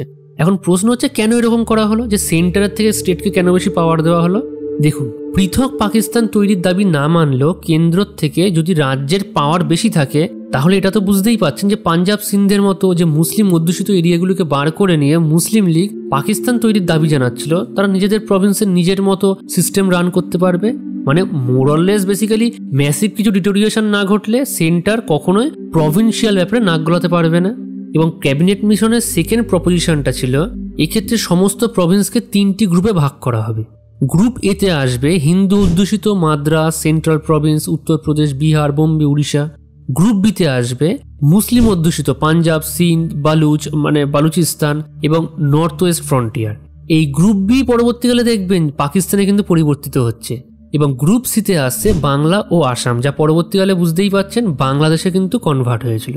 আর এক্স্যাক্টলি এই দুটি কারণের জন্য আমরা পরবর্তীকালে দেখতে পারবো যে মুসলিম লীগ এই ক্যাবিনেট মিশনের এই রিকমেন্ডেশনকে সাপোর্ট করেছিল, কারণ তাদের মনে হয়েছিল ইউনিয়নের থেকে প্রভিন্স এমনিতেই পাওয়ারফুল, তার উপর আবার religion based Province grouping system, অর্থাৎ পাকিস্তান তো এই ছাড়পত্র পাওয়া না গেলেও আলটিমেটলি নিজের ধর্মের লোকজনকে নিয়ে রাজ্য শাসন করার অবজেক্টিভ পার্শিয়ালি তাতে পূর্ণ হলো, অর্থাৎ দুধের স্বাদ ঘোলে মেটানোর মতো। পাকিস্তানের পারমিট না পেলেও সমস্ত মুসলিমদেরকে নিয়ে আমি প্রভিন্সকে রান করব, সর্ট অফ একটা অটোনমিতে আমি পেলাম। এগুলো ছাড়াও ভারতবর্ষে তখন অনেক প্রিন্সলি স্টেট ছিল, এখন তাদেরকেও সেক্ষেত্রে প্রভিন্সের সমান পাওয়ার দেওয়া হলো, এক্সেপ্ট ফরেন অ্যাফেয়ার্স, ডিফেন্স এবং কমিউনিকেশন পাওয়ার, এই 3টাকে ইউনিয়নের জিম্মাতে রেখে দেওয়া হলো। কংগ্রেস কিন্তু এক্ষেত্রে প্রভিন্সিয়াল গ্রুপিং এবং সেন্টার যে প্রভিন্সের থেকে পাওয়ারের দিক থেকে দুর্বল হবে এই ব্যাপারটা ভয়ঙ্করভাবে অপোজ করেছিল, কারণ এটা বেসিক্যালি প্রভিন্সকে সেমি অটোনমি প্রদান করছিল, তাই না? মানে এক্ষেত্রে তো ব্যাপারটা সেরকম হয়ে গেল যে একই দেশের মধ্যে ছোট ছোট রাজ্যরা যে যার মতো করে চলবে, মানে বেসিক্যালি দেশের মধ্যে অন্তর্দ্বন্দ্ব সবসময় লেগেই থাকবে।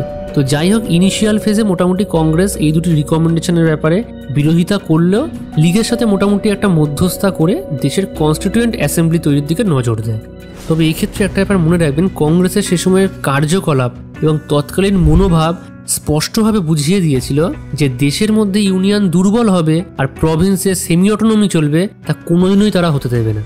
ইতিমধ্যে কনস্টিটিউয়েন্ট অ্যাসেম্বলির ভোট হলে সেখানে মেজরিটি পায় কংগ্রেস, এবং জিন্নাও বুঝে যায় যেহেতু কংগ্রেস অলরেডি মেজরিটি গেইন করে গেছে, সো ইন ফিউচার কংগ্রেস ঠিক অ্যামেন্ডমেন্ট এনে ইউনিয়নকে প্রভিন্সের থেকে পাওয়ারফুল করে দেবে।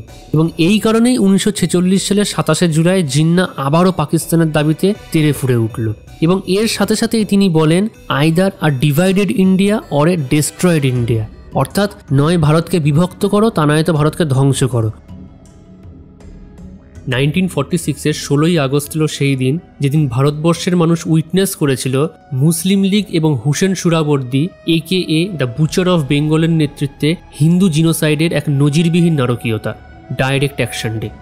এই 16ই আগস্টে কলকাতাতে একটি পলিটিক্যাল র্যালিতে জিন্নার সাম্প্রদায়িক হিংসাত্মক স্পিচের পরে গোটা কলকাতায় দাঙ্গা হাঙ্গামা শুরু করে মুসলিম লীগের সমর্থকরা। প্রকাশ্য দিবালোকে দোকানে আগুন লাগিয়ে দেওয়া, নির্বিচারে পিটিয়ে খুন করা এবং খুন করার পরে সেই বডিকে মিউটিলিয়েটেড পর্যন্ত করে দেওয়া হয়েছিল এই দিনে। শুধু তাই নয়, শুনলে হয়তো আজকের দিনেও আপনাদের হাড় কেঁপে উঠবে যে সেই সময় মাত্র 12 থেকে 45 বছর বয়সের প্রচুর হিন্দু ওমেনদের বাড়ির পুরুষ সদস্যদের সামনে মলেস্ট করা হয়, রেপ করা হয়, অ্যাসল্ট করা হয়, এবং কিছু ক্ষেত্রে এই স্যাডিস্টিক পারভার্স অ্যাকশন এতটাই হয়েছিল যে রেপড ভিকটিমের সামনেই তাদের হাজবেন্ড সহ পরিবারের বাকি সদস্যদের স্লটার করা হয়, এবং পরবর্তীকালে সেই ভিকটিমকে ফোর্সফুলি ইসলাম ধর্মে কনভার্ট করে তুলে দেওয়া হয়েছিল কোনো এক মুসলিম যুবকের হাতে।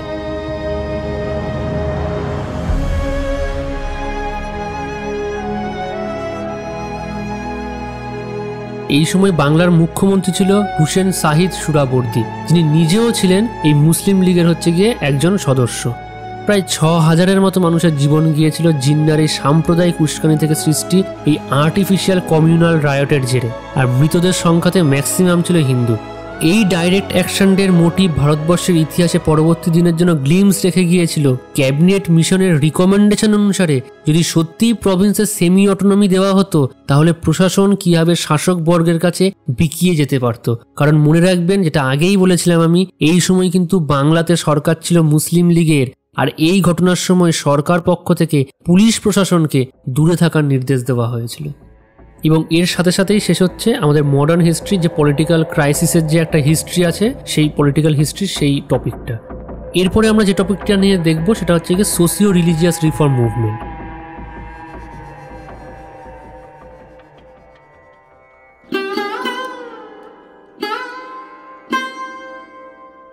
দেখুন, রাজা রামমোহন রায়, যাকে বলা হতো the father of Indian renaissance এবং the father of the modern India, এই রাজা রামমোহন রায়ের যে রাজা খেতাব এটা দিয়েছিল আকবর দ্বিতীয়। মনে রাখবেন তার লেখা দুটি বিখ্যাত বই হচ্ছে the gift of monotheism, precept of Jesus, Sambad Kaumudi এবং মিরাট উল আকবর। রাজা রামমোহন রায় এস্টাবলিশ করেছিলেন আত্মীয় সমাজ 1815 খ্রিস্টাব্দে, হিন্দু কলেজ কলকাতাতে 1817 খ্রিস্টাব্দে, ব্রাহ্মসভা 1828 খ্রিস্টাব্দে, যেটা পরবর্তীকালে ব্রাহ্ম সমাজ হয়েছিল, এবং তিনি সতী প্রথা অর্থাৎ সতীদাহ প্রথাকে তিনি রদ করেছিলেন 1829 খ্রিস্টাব্দে তৎকালীন আমাদের ভারতবর্ষের গভর্নর জেনারেল লর্ড বেন্টিং এর সহায়তায়। আর এই লর্ড বেন্টিং কে ছিলেন আমাদের ভারতবর্ষের প্রথম গভর্নর জেনারেল অফ ইন্ডিয়া। এরপরে 1839 খ্রিস্টাব্দে তত্ত্ববোধিনী সভাকে এস্টাবলিশ করে দেবেন্দ্রনাথ ঠাকুর, এবং মনে রাখবেন আদি ব্রাহ্ম সমাজকে এস্টাবলিশ করেছিলেন দেবেন্দ্রনাথ ঠাকুর 1866 খ্রিস্টাব্দে। একটা এবার ভালো করে মনে রাখবেন, রাজা রামমোহন রায় 1828 খ্রিস্টাব্দে ব্রাহ্ম সভাকে এস্টাবলিশ করেছিল, যেটা পরবর্তী নাম ছিল ব্রাহ্ম সমাজ, আর আদি ব্রাহ্ম সমাজকে এস্টাবলিশ করেছিল দেবেন্দ্রনাথ ঠাকুর। এরপরে 1849 সালে পরমহংস মণ্ডলকে এস্টাবলিশ করেছিল দাদোবা পাণ্ডুরঙ্গ। এরপর 1867 খ্রিস্টাব্দে প্রার্থনা সমাজকে এস্টাবলিশ করেছিল মহাদেব গোবিন্দ রানাডে এবং আত্মারাম পাণ্ডুরঙ্গ। এরপরে 1873 খ্রিস্টাব্দে সত্যশোধক সমাজকে প্রতিষ্ঠা করেন জ্যোতিবা ফুলে। 1875 খ্রিস্টাব্দে আর্য সমাজকে প্রতিষ্ঠা করেন স্বামী দয়ানন্দ সরস্বতী। স্বামী দয়ানন্দ সরস্বতীর ছোটবেলার নাম ছিল অর্থাৎ চাইল্ডহুড নেম ছিল মূল শঙ্কর। তিনি যে নিউজ পেপারটা প্রকাশ করেছিলেন তার নাম ছিল সত্যার্থ প্রকাশ, এবং তিনি যে স্লোগান দিয়েছিলেন সেটা ছিল গো ব্যাক টু বেদাস এবং ইন্ডিয়া ফর ইন্ডিয়ান, অর্থাৎ ভারত ভারতীয়দের জন্য। এবং এই একই বছর ভারতবর্ষের বাইরে অ্যাব্রডে নিউ ইয়র্কে থিওসফিক্যাল সোসাইটিকে এস্টাবলিশ করেছিলেন হেলেনা ব্লাভাটস্কি এবং হেনরি স্টিল অলকট। এরপর 1897 খ্রিস্টাব্দে রামকৃষ্ণ মুভমেন্ট শুরু হয়। রামকৃষ্ণ মুভমেন্ট মানে বুঝতেই পারছেন, দক্ষিণেশ্বরে আমরা যে রামকৃষ্ণ পরমহংসদেবের পুজো করে থাকি তার কথা বলা হচ্ছে। এই মুভমেন্টকে ইনিশিয়েট করেছিলেন স্বামী বিবেকানন্দ, কারণ স্বামী বিবেকানন্দের জীবনে গুরুদেব ছিলেন রামকৃষ্ণ পরমহংসদেব। এই রামকৃষ্ণ পরমহংসদেবের ছোটবেলার নাম কি ছিল? গদাধর চট্টোপাধ্যায় ছিল। স্বামী বিবেকানন্দ সম্পর্কে কিছু ইনফরমেশন মনে রাখবেন, তিনি শিকাগোতে গিয়েছিলেন, শিকাগো কনফারেন্সে 1893 খ্রিস্টাব্দে। এবং এর সাথে একই ব্যাপার মনে রাখবেন, এই 1893 খ্রিস্টাব্দে অ্যানি বেসান্ত ইন্ডিয়াতে এসেছিল, অর্থাৎ স্বামী বিবেকানন্দ বিদেশে গেল এবং বিদেশ থেকে অ্যানি বেসান্ত ইন্ডিয়াতে এলো। স্বামী বিবেকানন্দের লেখা দুটি বিখ্যাত বই হচ্ছে রাজাযোগ এবং কর্মযোগ। তার ছোটবেলার নাম ছিল নরেন্দ্রনাথ দত্ত এবং তার জন্ম তারিখ ছিল 1863 সালে 12ই জানুয়ারি, যেই 12ই জানুয়ারিকে আজও সেলিব্রেট করা হয় ন্যাশনাল ইউথ ডে হিসাবে। এবং তিনি মারা গেছিলেন 4 জুলাই 1902 সালে মাত্র 39 বছর বয়সে। এবং লাস্ট পয়েন্টটি হচ্ছে স্বামী বিবেকানন্দকে ট্রিবিউট জানাতে তামিলনাড়ুতে রক মেমোরিয়ালটিকে তৈরি করা হয়েছে। মনে রাখবেন, গোপাল গণেশ আগারকারের যে শর্ট নেম বা পেন নেম ছিল বা ডাক নাম ছিল সেটা ছিল লোকহিতবাদী, এবং গোপাল গণেশ আগারকার ছিলেন কেশরী নিউজ পেপারের প্রথম এডিটার। এই গোপাল গণেশ আগারকার পুনেতে নিউ ইংলিশ স্কুলকে প্রতিষ্ঠা করেছিলেন উইথ দ্য হেল্প অফ বাল গঙ্গাধর তিলক এবং বিষ্ণু চিপলুঙ্কার। 1908 সালে চাইল্ড ম্যারেজের বিরুদ্ধে অ্যাওয়ারনেস গড়ে তোলার জন্য সেবা সদনকে প্রতিষ্ঠা করেছিল BM Malabari. Widow remarriage act passed হয়েছিল ঈশ্বরচন্দ্র বিদ্যাসাগরের মাধ্যমে 1856 খ্রিস্টাব্দে। সত্যশোধক সমাজকে যেই জ্যোতিবা ফুলে প্রতিষ্ঠা করেছিলেন তিনি অ্যাকচুয়ালি মালি কমিউনিটির কিন্তু অন্তর্ভুক্ত ছিলেন, এবং জ্যোতিবা ফুলে নিজে যেহেতু একজন মালি কমিউনিটি থেকে বিলং করছিলেন, অর্থাৎ একজন লোয়ার কাস্ট থেকে বিলং করছিলেন, তাই তার লেখা দুটি বিখ্যাত গ্রন্থ ছিল গুলামগিরি এবং সার্বজনিক সত্য ধর্ম, যেখানে বেসিক্যালি লোয়ার কাস্টের মানুষের উপর হায়ার কাস্টের মানুষরা যেভাবে আচার আচরণ করে থাকে বা সমাজ তাদেরকে যেভাবে ট্রিট করে সেটাই কিন্তু ছিল এই দুটি বইয়ের কিন্তু কনটেক্সট। ইতিমধ্যে শুরু হয় টেম্পল এন্ট্রি মুভমেন্ট। প্রথম টেম্পল এন্ট্রি মুভমেন্ট স্টার্ট করেছিলেন B.R. আম্বেদকর, এবং দুজন প্রমিনেন্ট ব্যক্তি যারা টেম্পল এন্ট্রি মুভমেন্টের সাথে বিশেষভাবে যুক্ত ছিলেন তারা ছিল T.K. মাধবন এবং শ্রী নারায়ণ গুরু। থিওসফিক্যাল সোসাইটিকে এস্টাবলিশ করেছিল ব্লাভাটস্কি এবং M.S. অলকট নিউ ইয়র্কে 1875 খ্রিস্টাব্দে, এবং পরবর্তীকালে এই থিওসফিক্যাল সোসাইটি অ্যানি বেসান্তের নেতৃত্বে মাদ্রাসে শিফট করা হয়েছিল। মনে রাখবেন, ইন্ডিয়ান সোশ্যাল কনফারেন্সকে এস্টাবলিশ করেছিল মহাদেব গোবিন্দ রানাডে এবং রঘুনাথ রাও 1887 খ্রিস্টাব্দে, এবং এই দুজন ব্যক্তি চাইল্ড ম্যারেজের বিরুদ্ধে প্লেজ মুভমেন্টকে ইনিশিয়েট করেছিল। ইয়ং বেঙ্গল মুভমেন্টকে স্টার্ট করেছিল হেনরি ভিভিয়ান ডিরোজিও। এরপরে আসছে আমরা এডুকেশন রিফর্মে।